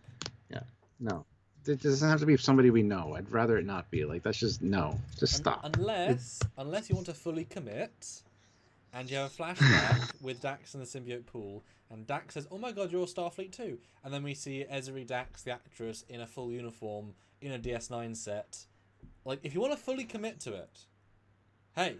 Hooker Unleashed Films, welcome to Commander. He's joined the rank of 5 new members in this one live stream. You know, Stuart, you guys are awesome. You know how we had a discussion about it's like we're rebuilding. It's like we're rebuilding the Federation, we're rebuilding Starfleet, we're rebuilding Trekyards here, I guess. I didn't know we fell apart, but. But yeah, you know how we talked about how there's very few commanders because they're next in captain. Our ship's gonna only be commanders. Like everyone is a 3-pip. Everyone's too good for the jobs we're giving them because everyone's too good for the jobs we're giving. Awesome, you guys are tremendous, and thank you for joining back in the story reviews. I think we're having a lot of fun with these, and the interaction with you guys is brilliant. George Nice puts in €2. I think this should have been the real season 1. Yeah, if they started off like this, I think the people would have been more accepting of it. So yeah, it would have been weird, and definitely not earned by what you said earlier. But yeah, much better season 1. I like the fact this lady just fine. You know, they say this guy he searches like it's effortless. She's helping. Admiral Senatel. Admiral Senatel. Yeah. Sentinel, yeah. Yeah. I wish it said though. Oh, he was liaison to the Federation. If he died 2 years ago, why doesn't she know who he is? I thought that was a little bit odd. She should have been like, oh yeah, that was our liaison to Starfleet. He stayed on Earth just in case, and he died. I know she's one of many, and he's pretty unimportant, I guess. But if he's the only Starfleet officer on the planet, you'd think that would be a thing. You would think, you know, especially if he was a Trill, or she was a Trill. That's, you know. So I was, but I mean, she could just be anybody. Like, she's a captain, but there's many ships, whatever. But I like that she searched and was like, nah, I'm sorry. And she meant it. It was nice. It was good. So he died 2 years ago in an accident. No destination listed, so they don't know where the new Starfleet is. But they mentioned that Starfleet left to take a targeted off Earth's back. So. Yep. Then we get the looking around the spore room scene. And Stamets going crazy. How old are you? 17, 16. We'll get your 16-year-old hands off my life's work. Did you hear me? Like, just going crazy with his OCD. Loved it. This one is more of the negative towards them scene, but that's just because that one guy does not care. He doesn't. He's not being mean, just doesn't care. But yeah, I mean, they're just doing their thing. It is where they don't know it's a spore drive, but since clearly they haven't got much FTL tech beyond warp, and this was classified 900, you know, it's so old doesn't work anymore in terms of like we have no look for it. So I can imagine it's like this is a technology that existed once. That was heavily classified, and I do like because in Stowe canon, but with Mary Wiseman, Tilly actually didn't even finish the academy. She was pulled out because of the war and to be on Discovery. So Tilly was that underage. Obviously, she's not now. It's been 3 years. She was an underage ensign, as in who didn't finish the academy. So she was that brainchild kid. So I kind of like this new brainchild kid, although she's not explicitly clever. She's just observative. Like, she didn't science. She just noted. Now, there is distinction there until she gets to later on. But she basically Tilly's jealous. She's like, yeah, we're all smart. We're all genius kids once. You. So I kind of like that. It's like, she's not. Yeah. Tilly's not, because that's the one thing Tilly has. She's the youngest, smartest person on the crew in that context. She ain't anymore. It's also implied that the Trill symbiote is actually about 900 years old at least, because Tilly makes a point of saying soon in a scene coming up. Yes, that's true. How did she know that? Just at a glance, this was hooked up to the bridge controls. It's almost like she knew about a 900-year-old ship. The line's coming up, and we'll get to it when we get there. And I didn't notice it the first time I watched it. I noticed it the second time. But yeah, it's like the Trill's been around long enough to know these older ships. So Stuart, that's incredible. Well done. That's exactly what it is. 'Cause I thought, did she just scan it properly? Yeah, that's. Although she said she can't access the memories later on. Well, yes. Maybe some memories. Reliably, yeah. Plus, a lot of it's probably just instinctual, like muscle memory or instinctual. Yeah. Absolutely. Yeah, that's great. That's great. Love it. Brent Justice throws in $2. Other types of FTL not being reliable is total BS. Yes, I absolutely agree with you. Slipstream, quantum slipstream, transwarp, literally quantum and the two things. There's two types of slipstream. Just saying. Yeah. Matthew Wallace, £5. Thank you. Sorry, but behind. It's interesting that there is a Tellarite on the inspection team. You'd think only humans would be defending Earth. No. True. Well, I disagree. I mean, there are probably like Tellarites that have been there for generations. They're a generational home because they moved there. No, I have no problem with that. No, you're right. I didn't consider that. Yes, it's Earth. There are Tellarites, but obviously, Earth is the home of everybody from the Federation at one point. So it's your home is Earth, therefore it's not humans. We're not a xenophobic race. It's just the Earth planet. But yeah, so you're right. Yeah, I just didn't even consider that until you pointed out. Hightower 85, £1. So thank you very much. Oh, and Tiburon says maybe not memories, but knowledge from the past. Yes. Yes, I would agree. Yep. I would agree. But then we get red alert. 5 unidentified vessels incoming. Mm-hmm. I love how the line from the one guy is, they're powering up advanced phasers of some kind. What a redundant line. No Right? shit. No shit, sir. 900 years. What a useful adjective. The whole they're hailing us. Don't answer that. Trust me, we know our enemy. But dialogue's an effective strategy. You are not in command on my bridge. You I know loved how he slapped jurisdiction. her down. Yeah. Yeah. Yeah. And the fact that she took it is like, no, she's respectful. Like, this isn't a confrontation. This is a... So, yeah, all well played. And the guy's like, Starfleet vessel. I was in Stargate once. I mean, what? Because I was. I was in Hell on Wheels. I was after Pike. I'm still after him. Where can I find Trust me, him? the Swede, you think he's dead, and then he comes back, and you think he's dead, and he comes back, and he came back 900 years too late, but he came back. He was looking for Pike. Sorry. But yeah, skill sword dilithium, but and then oh dear. Yeah, they try to transport off. They don't want to be involved in this, but something's blocking them, and so they accuse Saru of sabotage. He slaps him down again. We are a Starfleet vessel. We would never utilize sabotage against the Federation's home planet. Yeah, and the way he does that is so believable. Like, you can tell she believes from instance. Oh yeah, okay, fine. Because I mean, she knows what the Federation was and is. You know, like it's not like, what are the Federation? And like there was what show was it where we watched it and within like 50 years everyone forgot about them even though their granddad existed. Was it Star Wars where they're like, was it the Jedi? It's like, how could you forget the Jedi? Yeah, I think we're having this conversation. Your dad served with Jedi. How would you forget this? I think that was probably it. Or think it's legend, just a legendary story. Oh yes, there you go. Like, no, myth. People are still alive. Yeah. And then idiots. Anyway, Burnham goes down to talk to Book to get to basically go with her own plan, and he's like, so we're just going to do this? She's like, yeah, it's better to ask. Basically, she says better to ask for forgiveness than permission. Kind of what she does.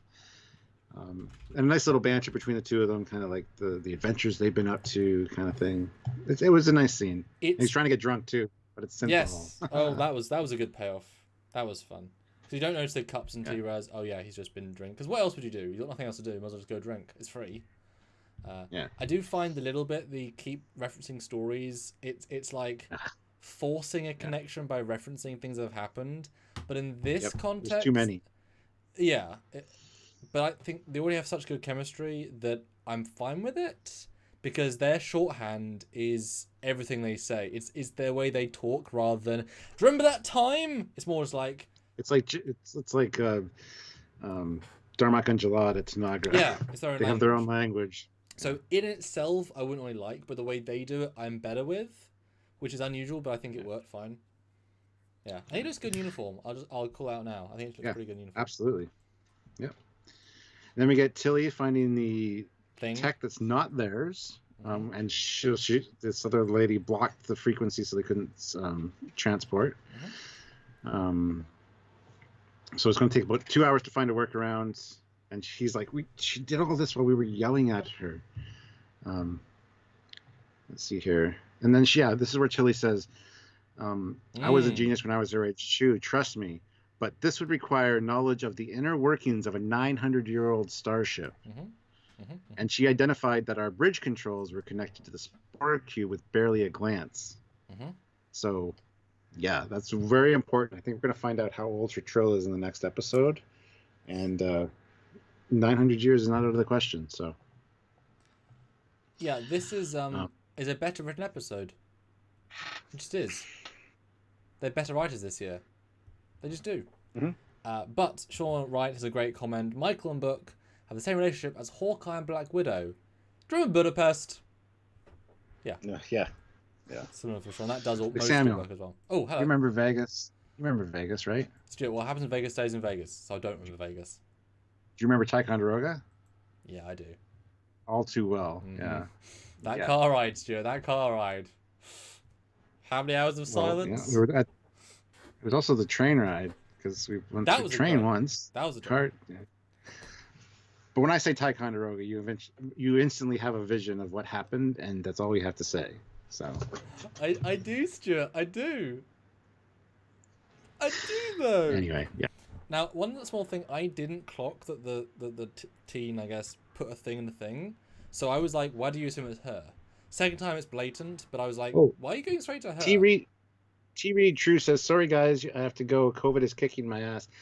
Oh, Oh, hopefully you beat it. Feel better. yeah. That's awful. But thank Hey. you for joining us for what you could. Hopefully we took your Like mind off seeing it you. for an hour and 2 hours. Yes, Hope you're yes. doing that. And But come back and watch the feel better, rest man. Sorry, when you're done. didn't mean to cut you off, Stan. No, I no, just wanted that's to address it before we left. yeah. Anyone that's ill, feel better soon for any disease or illness or malady. But yeah, and then we get a rather good shot of Discovery flying by. I was quite impressed with this one. One of the few ones You which, can see the bridge yeah, through the window. like Yay. like that's how you're meant to use it. As in, if you've got it, use it. I thought you still can't tell if there's still can't tell if there's the twin prongs, the deflector. They haven't showed them yet. I mean, they may be there, but unclear. And then Anyway, bookship oh, is yes. booking it out of the hangar, and it's not cloaked anymore. Yes. And there's two humans aboard, and it's like, I love the conversation that goes back and forth between Giorgio and Saru. Mm-hmm. It's like, you know that Saru has no goddamn clue what's going on, and the other lady from the United Earth Forces knows it too by the conversation. It's not like they're trying to deceive her. No. So I love that it was all happening like in front of her, and just, yeah, it was well played, I think. Honestly, this does show that he's not ready to be a captain yet. Especially later on when he well, I'll get to that, but he's not there yet. He's been given a command without earning it, really. Although one thing I've found very odd about this scene, why are there suddenly lens flares everywhere? It's the only scene where lens flares is absurdly distracting. I don't understand why. It's just meant to be like, look, we're in a battle, therefore lens flare, but it is so distracting. It's absolutely JJ level. Why? Why? This one scene. Why are their badges causing flares? They weren't at any other point. It's just, guys, what the hell have you done? Don't make a stylistic choice for one scene that makes no sense. But yeah, then the captain says, lot weapons on the unknown ship because we can't let our enemies get Dilithium. Fair enough. Although it's like, do you not think they would be pissed off at you for doing that? As the guys you're currently on, or I guess they're on a ship that can't do anything, but. The good line here that I liked is, again, Giorgio saying, "It's the unstoppable force meaning the immovable object. You're the immovable object," to Saru. Interesting way to look at it. So yeah. But yeah, so then they make a point of saying these raiders aren't what we've been used to dealing with in our sector. These are a lot more beat up and old. And it works better in second viewing when it's just like, okay, I get it. I get it. Yeah. And we get more of their stories, a few of them, and they're very forced. It feels to me, but anyway, it's a balance. They make they make a deal with the guy saying, "Drop your shields, we'll beam over the dilithium," and then it's like, you're gonna have to act really quick when he drops his shields. So yeah, they basically. Well, also there's one more joke that I thought was funny. She gives the guy an order on the view screen, and then Book's like, "Oh, I love your monotone." Oh. Monosyllabic. Yeah. You just did it again. And it's weird. It's an internal reference, just like she's changing to, how you act like wood sometimes? Ooh, I find that sexy. Like, why would you say that? You know what I mean? Like, that's such a weird comment, but it's they understand the problems of the previous seasons that, Michelle, who's the new showrunner, had nothing to do with those. So obviously, you know what I mean? Yeah. She can now make fun of previous seasons, and that's clearly making fun of it. Because, she's better this season. Now, my problem, I understand they're trying to beam him over. I don't think it works the first time you watch it, because you're thinking, wait, what? But, second viewing, he's just a farmer miner guy. He's not a war machine guy. He has no experience beyond attacking who the hell knows what. So, of course, he's not attacked. So, it makes sense the second time better. What do you think? Would you side with me on that? I would, yeah. It's still a gamble, though, with what they do, because they drag him from the shuttle bay, I assume. Beam him right into the turbolift. It's too quick. Oh, okay. But take him onto the bridge of your ship. Like, that's not a great idea. It's not a great idea, no. Although, aren't they shot by the weapons yet? Isn't that? Yeah, okay. So then but first you've got open fire in 15 seconds. I know we kind of slightly opposite ends here. about how, you know, take the force of the weapon.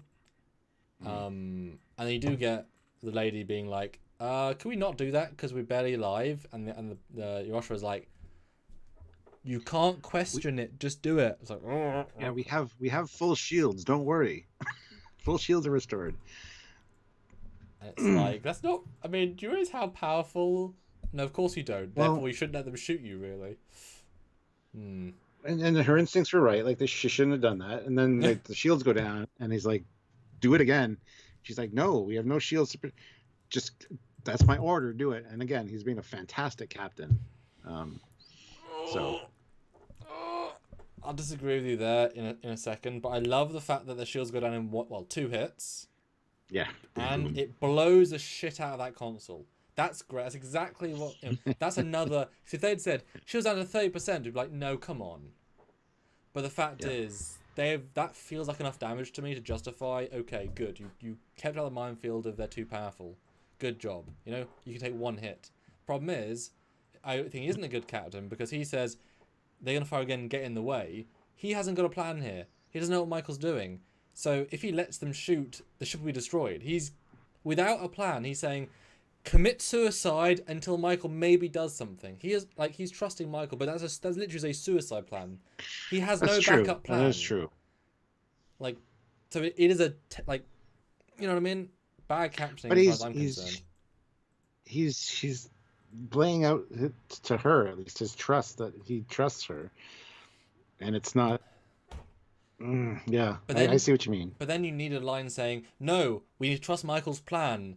Head towards the blast." But he doesn't say. I know he doesn't necessarily need to, but the way he says it is so like, doesn't matter, Detmer. Get attacked again, even though we literally can't. We will be destroyed, which is weird. Then in second watching, why is the Earth captain not beaming? Like she's not like. But Captain Saru, I'll be dead too. She doesn't even react to this. And why are they willing to shoot and kill their captain? I think Earth is more important than her, so she's willing to. I guess. But the shields are down. She can technically beam out now. I would assume. Yes, I don't think her transporter's being blocked anymore necessarily. No, you're right. You're right. Anyway. But it's weird. She doesn't even say like, "Mate, you'll die." There's a slight disconnect there, but we'd like move on. It's fine. And then they beam. I think they beam into the turbo lift. They walk on board, and it's like, yeah, here he is. And it's like, oh, that was easy. Okay, but I mean, yeah, he's not a soldier. He's just this guy, you know. Yeah. So then they're talking to him, and the diplomacy takes too long, so he gets the crap kicked out of him. Sort of, anyway. Yeah. And I love how it's been. Yeah. I was going to say, and the Swede, of course, shows up. Christopher Heimdall. Anyway. Yes. Anyway, and then the whole, have you guys talked about this recently? Well, not really. No, we can't. They can't be trusted, and they talk over each other. And Sarah's like, just do it, talk. And you get that twang of Star Trek music, like, like this is what the Federation does. Like, yeah. Although some quick comments that we skipped past, but briefly. Peel saying about if Discovery Shields, Sean says, if the Discovery Shields have an upgrade, since Peel couldn't beam out of them, would it mean they've been enhanced? No, it was a deflector to scramble a certain frequency of beaming. Nothing to do with the shields per se. And then why have they advanced past quantum torpedoes? Now that I want to address briefly. If you listen to the dialogue, the Raiders have quantum torpedoes, which are hundreds of years old. Which tells us they are still using old tech. They do not say the Earth Defense Force uses quantums. We have no idea what they use. And as someone pointed out, they probably lowered the yield because they were. So it's actually a good use of quantum because they are still using really old quantums. That's all they have because they're a research facility. That actually felt that was good, because I mean, photonic torpedoes used in Enterprise up until Nemesis. So the photons were 300 years. I mean, I'm fine. Quantum's rolled. It's fine. I'm okay with that. Hell on Wheels reunion show puts in $2. Heyerdahl's face is epic. Yeah, he looks ill. Good makeup. Well, yeah. Yeah. So it's time to start talking to each other and not. We get into the whole what happened later, but Yeah, we do. Yeah. yeah. But it's good. And like I said, So I was waiting for this reveal, so I was like, yeah, obviously. Yeah. Didn't expect it to be him though. That was cool. Yeah. I'm pretty sure I've met him as well. I'm pretty sure. Can't remember if I've met him or not. I don't think he would have survived to tell the tale, because the Swede is evil. Anyway, so we get the Jeffrey's Tube scene with I know what you did. Yeah. And I love Stamets. I love Stamets here. Like he's talking to a little kid. But I think he offers up again. This is I love Stamets. I love his character. He offers up too much information here to somebody that's on the opposing force. Yep. Like talks about the spore canisters. Talks about if you were going to report us, you would have done so already. So by the way, we're from the past. Yeah, he's not very smart. I guess he. Yeah, the assumption is, I guess, that he knows exactly what's going on with her and knows that she's not really working for them necessarily, but it doesn't come across well. It's a fun scene though. I do enjoy Anthony Rapp's acting here. So. It's definitely not very Stametsy in terms of like it is Stamets when he's his friendliest rather than most of the rest of the time he's Stamets, and the music is so comedic. It's such a right turn to like, oh, now I'm in a comedy scene with someone who in the last scene was kind of not a menace, but like an annoying know-it-all, but not in a comedic way. So it's a very hard shift. But once you accept where you're going with the scene, it's a really good scene. It's just a really like total bad edit, but it actually is a nice scene. And I can imagine these two and Tilly are going to be the three to give him kind of a thing to do in the season. Same, especially with Tilly, like. Yeah. But yeah, too much information. But yeah, she's good. Yeah, it's good. And she says that she knows the Admiral that they're there to find. Yes. And then you get the negotiation stuff. Yeah, and we learn about Titan and what the barely livable conditions, and their ship got attacked when they came for help, so they didn't bother to ask for help. And then they wear a mask to disguise that they're human. When you're going to ask humans for help, it just makes no. Although as you point out earlier, they're not attacking Earth. Remember, you said they're not attacking Earth; they're attacking people near Earth. And so, if you're going to attack people near Earth, if you look like you're aliens, then they won't think Earth attacked you. So by wearing a mask, they're protecting Earth. Exactly. Yes. So that actually works. When you just go to Earth, and as soon as you get within communication, I say, "We're human. Don't fire. We're from Titan. We need help." It's that simple. It's one of those things in storytelling that annoys me to no end. If people actually talk to each other, the problem would be solved. We're breaking up, like and I'm going to leave the room and not talk to you about it. Okay, there we go. Yay! All right, so it's been over 2 hours. It's time for this I'm back to talk about it because this isn't a rom-com. We should talk about our problems, like real people. Right. Yeah. Anyway, they talk it out, and they're both willing to help each other out. Yes, I like the lady's face at Titan because Titan's so close. She was like, "Oh shit, really?" That's like because I'm sure they have a moon colony. Like they have spaceships. It's not a problem. It's like, "Oh, really? Sure." And you succeed. How do you get around the fires on Mars to get here? Them burning, those damn synths. And yes, I agree with the thing. Yeah, it does seem odd. Especially as the way they play it, they have few... How can you be a raider, though, with very few ships? If they only had, like, 3 ships and they destroyed one of them, like with the synths in Picard, like, we had 2 ships and we left and you destroyed it, Okay, that was our chance. But, yeah, like, just hail Earth. Like, it's a problem solved. So you wonder, was this only a few months ago, and therefore they didn't have time to do Plan B, or was it years? Because I can't imagine they pirated for years. That seems ludicrous to me. So I'm guessing they're brand new. That's what it feels like to me. But that's what it feels like. That's what was implied to me. So yeah, it doesn't make a lot of sense. That's what I inferred. Yeah, and if you have warp-capable ships, because when he says our communication got blown out, we couldn't ask for help, then fly in a spaceship and ask people for help.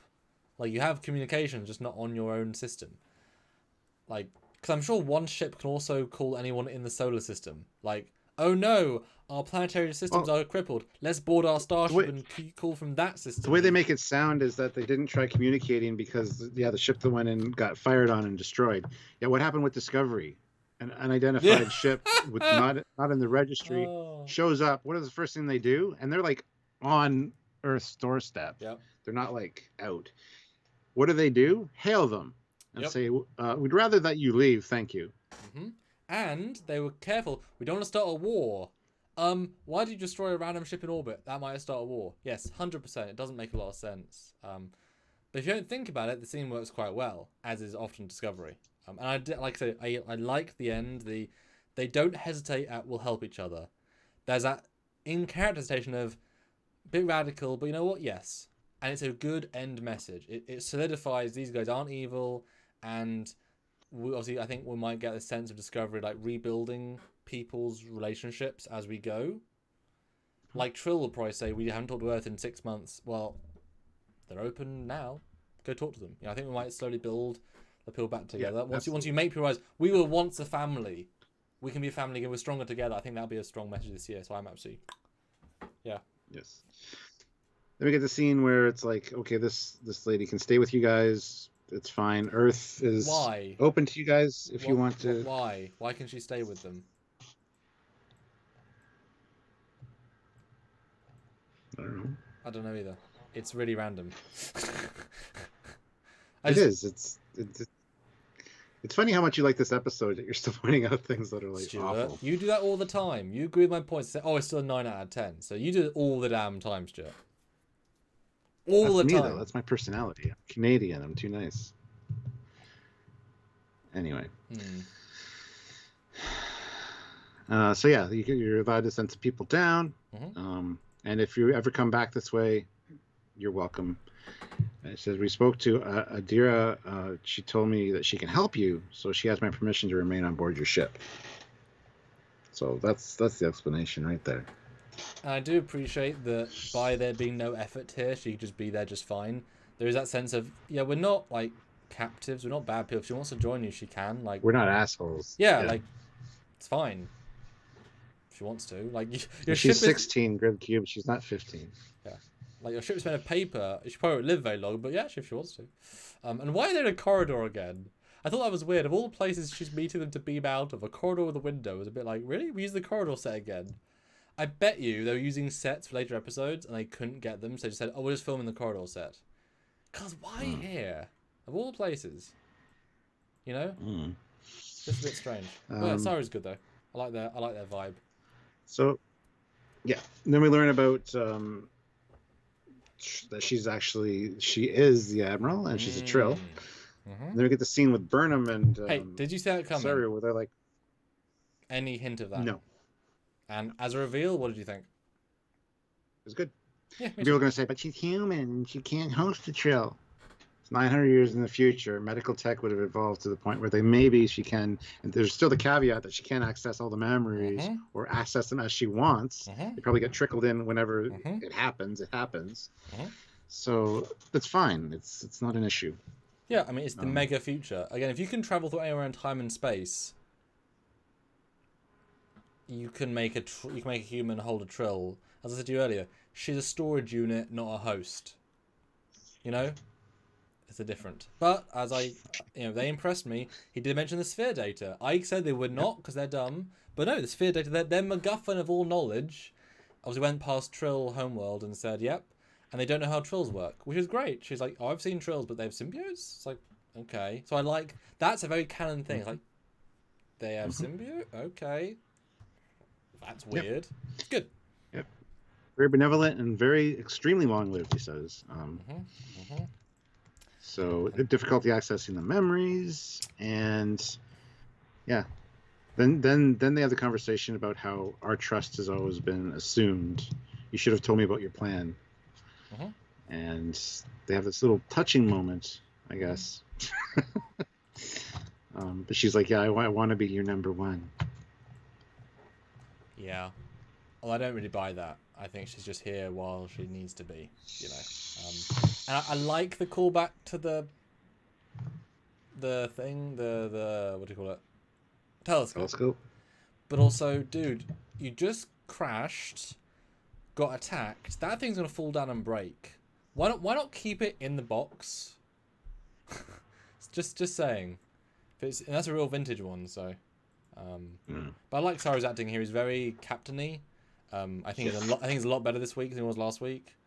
And then you cut to a new logo I've never seen before. This red and blue logo.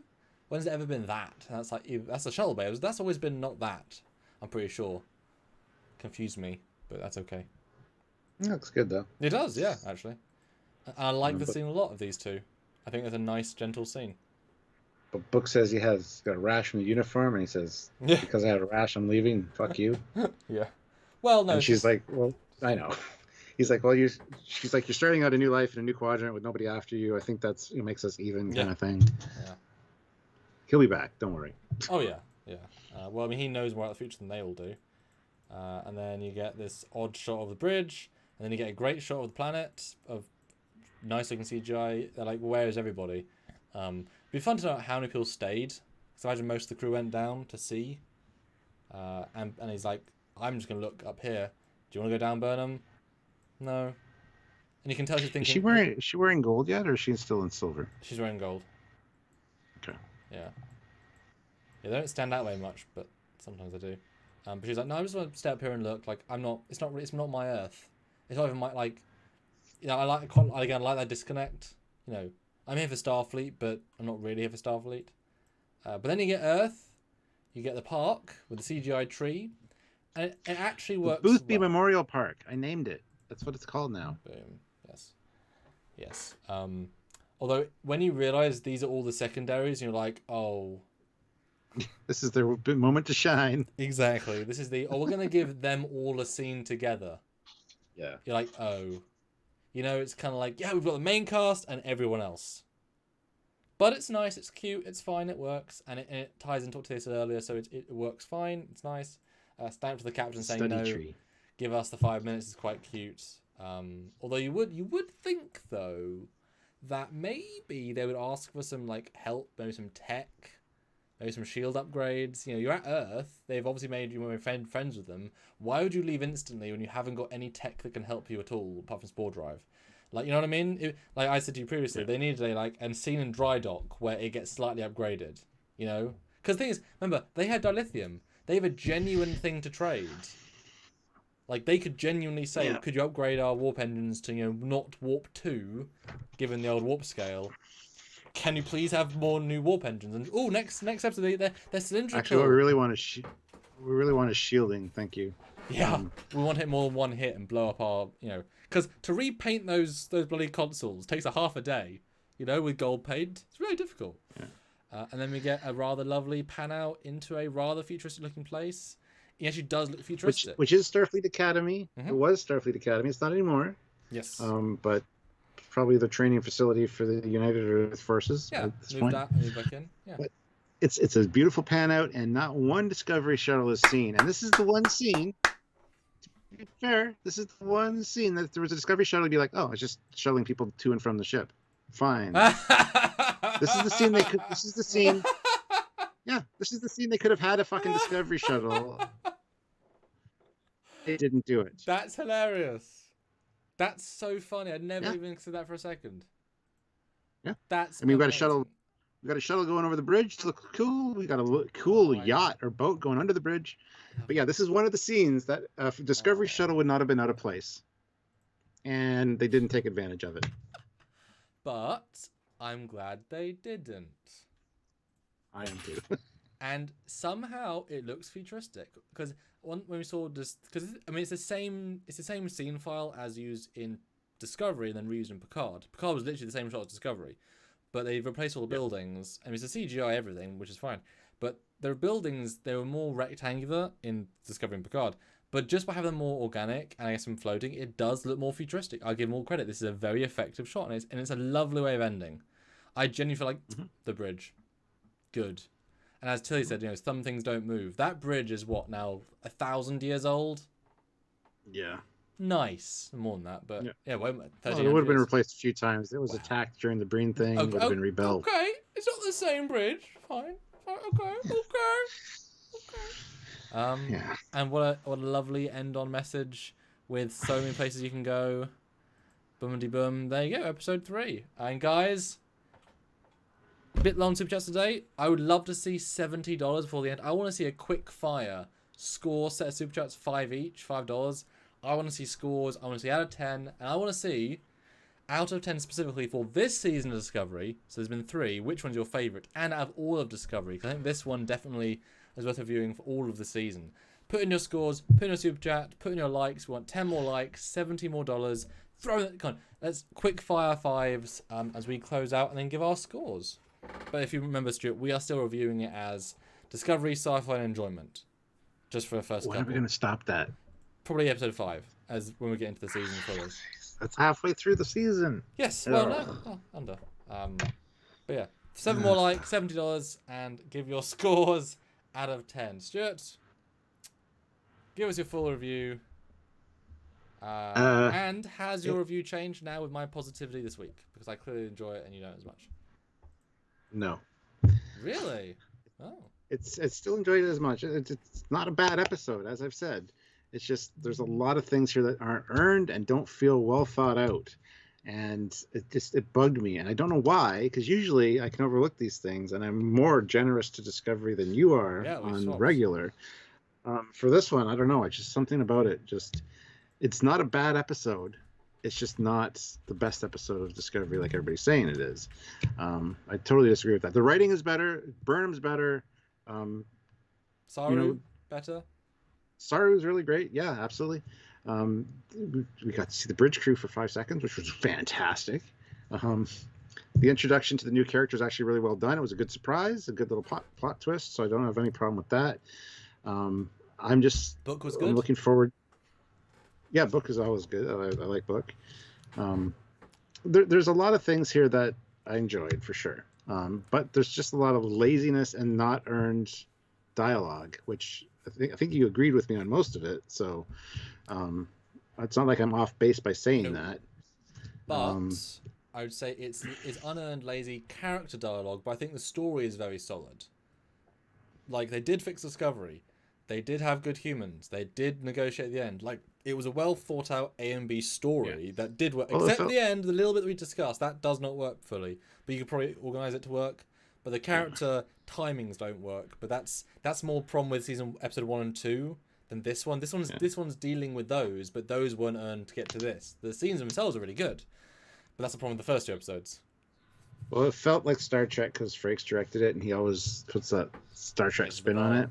Yeah. So, and his ones are the best episodes of Discovery, without a doubt. So, I think it's the first Mirror Universe one, which is also a standout. Yeah. All right. So what's the scoring here? But guys, keep super chatting, keep putting scores. I want to read out of 10 for Discovery, and I want to read those scores. So, Stuart, the 3 criteria are... Just fire one at me. Fire one at me. Oh, general sci-fi, non-Star Trek, just general sci-fi score. 8.5 out of 10. Okay.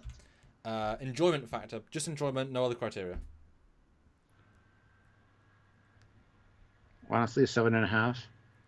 And then for Discovery itself, reviewing compared to other Discovery episodes, including the ones this season. I'd say 7. Okay. Still pretty high for Discovery. It is. It's still high. Like I said, I don't hate this episode. I didn't say you did. There's a lot of minutia in it that normally I wouldn't think about or faze me, but it just stuck out to me in this one. Why weren't you on this page last week, Stuart? All the minutia last week, Because the last episode was good. And guys, I'll be honest, I kind of like we swap. You can't say we're biased then if we have alternate opinions and have a nice debate. You can't say... They will. Well... But they will. They will. But you know what I mean. Yeah. Guys, Super Chat scores out of 10. Let us know. And Stuart, you can read the Super Chats currently, and then I'll jump in my scores and we'll start reading their scores. Yeah. But still another $50, $55. We do need it, so help if you can. Super Cruise 63, $5. Some people keep hating on the show. I think that they are doing a much better job this season. Seems to be a little more upbeat. I will 1,000% agree with you. This season is better than the writing, and the character development is better in this season than it has been in any of the other ones thus far. I mean, definitely not haters. I mean, that's only 3 episodes in. Yeah. I hate being labeled a hater and a shill. So if you're here and you're gonna label us something of those, by all means, step off. Well, people thought I hated it more last week. I wasn't a hater. I just had real concerns. Because if you know us, that's not legit at all. George Nees, Thank you, George. nice, €2. What about Mars, etc.? Do the colonies still exist? One would think they would. Yeah. Mars is probably still on fire. I don't fucking know. It's probably out just a wasteland right now. But yeah, I think most of the colonies would still exist and kind of be relying on themselves and couriers to survive. That's what a courier's job is, right? So. Yeah, no, I agree. The fact that Titan seceded means that other colonies presumably may have. Not saying it did, but if there's a Mars colony or a Moon colony, then it may have seceded. It may not have. And honestly, I can see this being the wake-up call for Earth, saying, I mean, if we've got the colony right on our doorstep, we might just have to send a ship to Pluto and whatever. I can see them being an episode like episode 7 where they're saying, Earth's like, yeah, we actually, since we've actually made contact with 7 colonies and we've helped them all, and now we've got some more stuff. Thank you, Discovery, for making us realize, yeah, we could help each other. Christian Shanks is back saying, it's fine. I came here for the entertainment. I just know that regardless of how much Discovery ruins Trek, they will not say as much. The fuck? Oh my god. Anyway, Ian Warner, Technical Solutions, £2, 300 likes. Well done on another successful live. Although Timberin comments, it doesn't ruin anything. Those old shows are still there. You can watch 100 episodes a day right this minute. The problem is, if you do make past or future canon, that actively hurts old canon. Like, we can't watch Picard TNG anymore without realizing Picard becomes an old man without justifiable motivation. So you can hurt old canon, because otherwise you say, well, then you have to ignore shows, but then then obviously you are going with the point of it does hurt the show. So you can hurt old canon. Like when they send Discovery, we haven't talked to Klingons in 70 years. What the hell? That actually totally hurts older canon. What? That's absurd. So no, it's not quite true. And now we know this future's destroyed. It does hurt any possible future, because now we know where it's going, etc., etc. So, yeah. Guys, keep submitting. $15, put in some 5s. So yeah, my thoughts, like I say, excellent episode. It really does feel like a Star Trek episode, where all the characters have mostly shed all of their most annoying traits. Everyone is on form here. The writing is just better. Because the writing is better, they are acting better. The world building is good. They're not falling into the traps they could have, and we always call them out for good or bad. It's not like it's the best thing ever of Star Trek, but that's not what Discovery's ever been, and it will never be. No offense to them. Maybe I see season 7 where it's 4th reboot. But Burnham, when a lead of a show is better, the show's better. She's better this week. And like I say, it's the fact that this episode, I can imagine Jonathan Frakes was happy with this episode because he got to show people negotiating, being positive, not being aggressive. There aren't any Klingon tits or baby murders or kidnappings. Like, there's none of that shit. This is a very classical Star Trek one in a future where they could have gone so dark. Remember, we were worried they were going to destroy the Federation.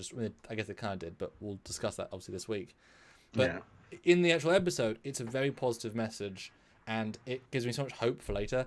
That said, last season, episode 2 was Dilithium, or 3, where, again, we had a very Star Trek, Jonathan Frakes, TNG-style show, and it definitely did not affect the rest of the season. So, hey, you can have an early success. Does not mean anything about the future, but this was definitely, if not my most enjoyable Discovery episode, right up there. And score-wise, yeah, I mean, you've got to give them credit where it's due. For sci-fi, it doesn't do as well, because it's who cares if it's not Star Trek, Everything about this is the Star Trek universe, about the Federation, the Trill. So for sci-fi, it's a 5 out of 10. You wouldn't care if it wasn't Star Trek. You really wouldn't. The sets are boring, the characters are boring, but it's because it's Star Trek, it works. Enjoyment, 8.5. I enjoyed it loads. Discovery rating, I'm gonna go on a limb and say it's a 9 out of 10 for Discovery, but with a caveat that I can lower it to an 8.5 depending on what comes later in the season. This could be the best episode of the season for me if the other episodes aren't as good, and therefore helping myself, give me that leg room. But it is top tier Discovery. I don't know if I ever gave a Discovery a 9 before. Tell me if I have. I don't think I have, but I may have. But hopefully not. So yeah, top tier. very fun. Good job. Well done. Happy to have watched it, and look forward to next week. And the fact that we're getting, what else is going to happen? I don't know. That's good. I'm excited. I'm interested. And less plot holes. No time travel Red Angel bullshit plot holes that are just massive. So, yeah, there you go. 7 and a 9. Yeah. Dennis Williams, $10. Thank you. Do you think they will upgrade Discovery a little bit at a time behind the scenes, or a B story in episodes, or do one episode where the entire ship is upgraded at once? I think a little bit of both. They're going to slowly start adding things or upgrading over the course of the next few episodes. And I think something at the end is going to facilitate the fact that they really need to do a massive upgrade. And I think that's they're going to run into the Federation or find Starfleet finally, get Starfleet tech upgrades, and just defeat a big baddie, whoever that may be. But I'm sure there is one out there. The people that caused the burn, we're going to find out who they are, and we have to go in and solve that problem. Yeah, and it's great because you can fix a nacelle design, fix a spinny. Like, they can actually make the ship better. Although, Lyra has an interesting comment. It's annoying to me when people ignore all the shows have flaws, especially in writing. I grant the first 2 seasons are the worst of all Trek, but no Trek has excellent writing. Well, we've just been reviewing TNG, so we know it has excellent writing. We've just been reviewing it. So we can say there's excellent writing in much of TNG, and some in Lower Decks too. You probably weren't there for our TNG reviews, so we just watched them and did these same length reviews. And we don't ignore all the flaws. I know you're probably talking about us, but believe me, we do. And I never like that. It's like saying, oh, all Trek shows get 3 seasons of being bad. It's like, well, why doesn't other shows get 3 seasons of being bad? If they're paying 100 million to make a show, why not make it good the first time round? It's not a curse. It's bad choices. That's it. It's just bad choices. Lower Decks was amazing season 1. They didn't need 100 million to make a bad 3 seasons. Why couldn't Discovery? Yeah, but that being said, after Lower Decks season 7, we might go season 1 was awful compared to season 7. Because it's all relative, right? Yeah. Okay, so review scores, non-super chat, which I will read out. Let's see where we lie, Stuart. And I'm intrigued. I haven't read these yet. Are you ready? Yes. 8, 7, 7, 6, 2. Oh no. Hold on. Oh no, 8. But last week was a 4. Sorry, an 8. 8, 9, 10. 8.5, 7, 4, 6, 8.5, 8, 6.5, Badgie. Okay. 8, 4.975. Couldn't even give it a 5, could you, Nathan? You couldn't even. Can I get you to go up to a 5? Can I push you on that? 9.975. Just. Yeah. 6, 8.5 to 9, 8, 1.5 out of 10 says Cinnabon. 1.5, 6 out of 10, 6 out of 10, 6.5, 9, 8. 7, 8 out of 19, which is 5 out of 10, I think. 4.75, yes, Nathan, you already said that. I'll go to 5. 8, 9, 9, 7.5, 7.75, 7.5.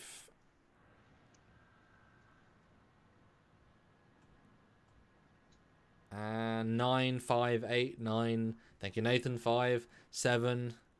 So that's pretty broad, but quite a lot near my camp, quite a lot near your camp, and that's actually quite a broad spectrum this week. Super Cruise 63 throws in $5. An idea for a Fleet Yards episode: the Hyperion class cruiser from Babylon 5. I think it has a cool design, and it's been a while from the last Fleet Yards. It has. But we need to make things that will get us that little bit of ad revenue that YouTube throws our way. And to waste all the time to make episodes that nobody watches. With new renders. It's like... Yeah, which is kind of disheartening, so... Yes, like we did like a season of 6, and they're really good ones. Like Cylon Raider, and stuff like, really? Is that we have a bunch filmed, too. We have a bunch that are ready... Yeah. I think we have a bunch, but I also have a bunch of folders ready to go to film new ones, so... But yeah, if we can get our Patreon up to like the $1,500 a month that we need kind of thing... Then we'd have more time to do that kind of thing that we know won't make money or get views. But guys, we are $31 away from a milestone. That's it. That's a couple of 5s. As we start closing out. I mean, hey, if you want the last super chat slot, I mean that's a thing. Just saying. Right now, Super Cruise has it. Super Ooh. Cruise 63. But do you want him to have it? I don't know. And then remind us, Stuart, what's our plan for the... There's so many plans. Tomorrow, we'll watch our thing about the new ships that we saw that got blown up. Then, also tomorrow at like 2 in the afternoon, Eastern Standard Time. Yeah, so an hour later. Maybe 3. Yeah. No, because that's on Sunday that happens. What? Anyway. 2 Eastern Standard Time tomorrow is Halloween. We're going to be doing our scary episodes of Trek thing, Halloween special, where we're dressed up, just hanging out with you guys. So tune in for that.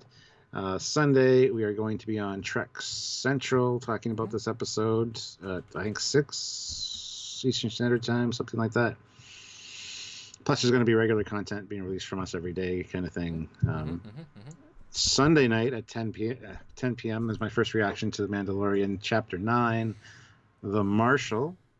And so watch that. And then Monday is Mandalorian Monday, where we will review in depth, just like we did this, the Marshal Chapter 9 of The Mandalorian. So it's not Season 2, Episode 1. It's Chapter 9. They're just continuing the chapter numbers. So Chapter 9, here we come. Then, of course, Tuesday, Wednesday will be our prediction for the next episode of Discovery. And that's all I'm doing. I'm not going to say that Thursday will be your first reaction, then Friday will be this again. Yes. There you go. Caleb Horn throws in $10 without a comment, but thank you very much, Caleb. Much appreciated. And we are $5 away. $5 away. $5. Whew. Good stuff. Good stuff. Yeah. I'm not gonna rewatch the TNG ones. I haven't got time for the Halloween, but I'll get some not like lots of screencasts, but I'm doing thumbnails for them, so I have to sort of re-skim it anyway. I know some later ones that you've listed. That'll be fun. Our Halloween spectacular. We're looking at the most scary, evil Star Trek episodes of all time. And no, Frame of Mind doesn't count. A few people have mentioned Frame of Mind as a scary one. I fucking hate that episode. That's the Riker in not in a yes and a not in a yes and a mental institute. I'm insane episode. I don't like that episode. It's not scary in the least. I love it, and it's psychological thriller, not scary. Ooh, there's another one you should add. Actually, the sound of her voice. That's scary, but which one's that? That's not ring a bell. That's DS9, where they're talking to the lady. They go to rescue her, but she's actually been dead for 3 years. It's just sad, Stuart. I know, but it's an interesting episode. Yeah, that not really scary though. Not really scary. That is an amazing sci-fi concept. Yeah. Like it's so simple, but often ideas are simple. Ooh. And we're not doing Nathan. We're not doing Sub Rosa. Just because there's a ghost, it's not scary. So no. Yes. I mean, it would be Halloween themed. I guess that would be like a drunk Trekyards of we must get drunk just to review it. And you guys can show up and make us talk about it. I have to do super chat and say talk about this episode, and we'll talk about it. So that's true. I'll probably have like two ciders with me, 2 nice cold brewskis. So little bit of drinking for that gentle thrill, but not actually. You can't call a cider a brewski because a brewski's a beer. You know what, Stuart? You can go right at Dilithium. Right. $5, guys. It is the last super chat slot. It is the last super chat slot. And hey, 9 more likes. I mean, I wouldn't mind 9 more likes. Yeah. 5 more likes, $5 more would be great. But there we go. Super Cruise 63, $5. Here's to meeting the goal. Love you guys. Thanks for the hard work. Thank you very much, Super Cruise. We appreciate that. We super do. And do go Justin Murphy throws in $10 with no comment, but thank you very much, Justin. Boom. Also very much appreciated. Thank you. Well, now $5 from a different milestone. So I'm just saying, like, I see the milestones. Stop. Don't do that. Don't do that. Do go back and watch our Trekyards episode today. What's funny about it, we have slightly different opinions, as in like they've evolved and not evolved. So go back and look. Lots of great Trekyards content. It's all free, so thank you. Yep. And yes, Xerxes 2005. Yes, that's called Wolf in the Fold, and that is on the list. Crossus puts in £5. Just got home from work, so rewinding to start now. But I just wanted to say that Chris was severely underused in this episode. I can never say his last name. I just call him the Swede because of Hell on Wheels. So, but yes, yeah, it was great seeing him actually. All right, so there we go. We will see you guys tomorrow, hopefully. So go back and check out the other reviews and stuff that we do, and we'll see you for the next live All right. tomorrow. See you then. Bye, guys. Bye. Thanks so much. Bye, guys.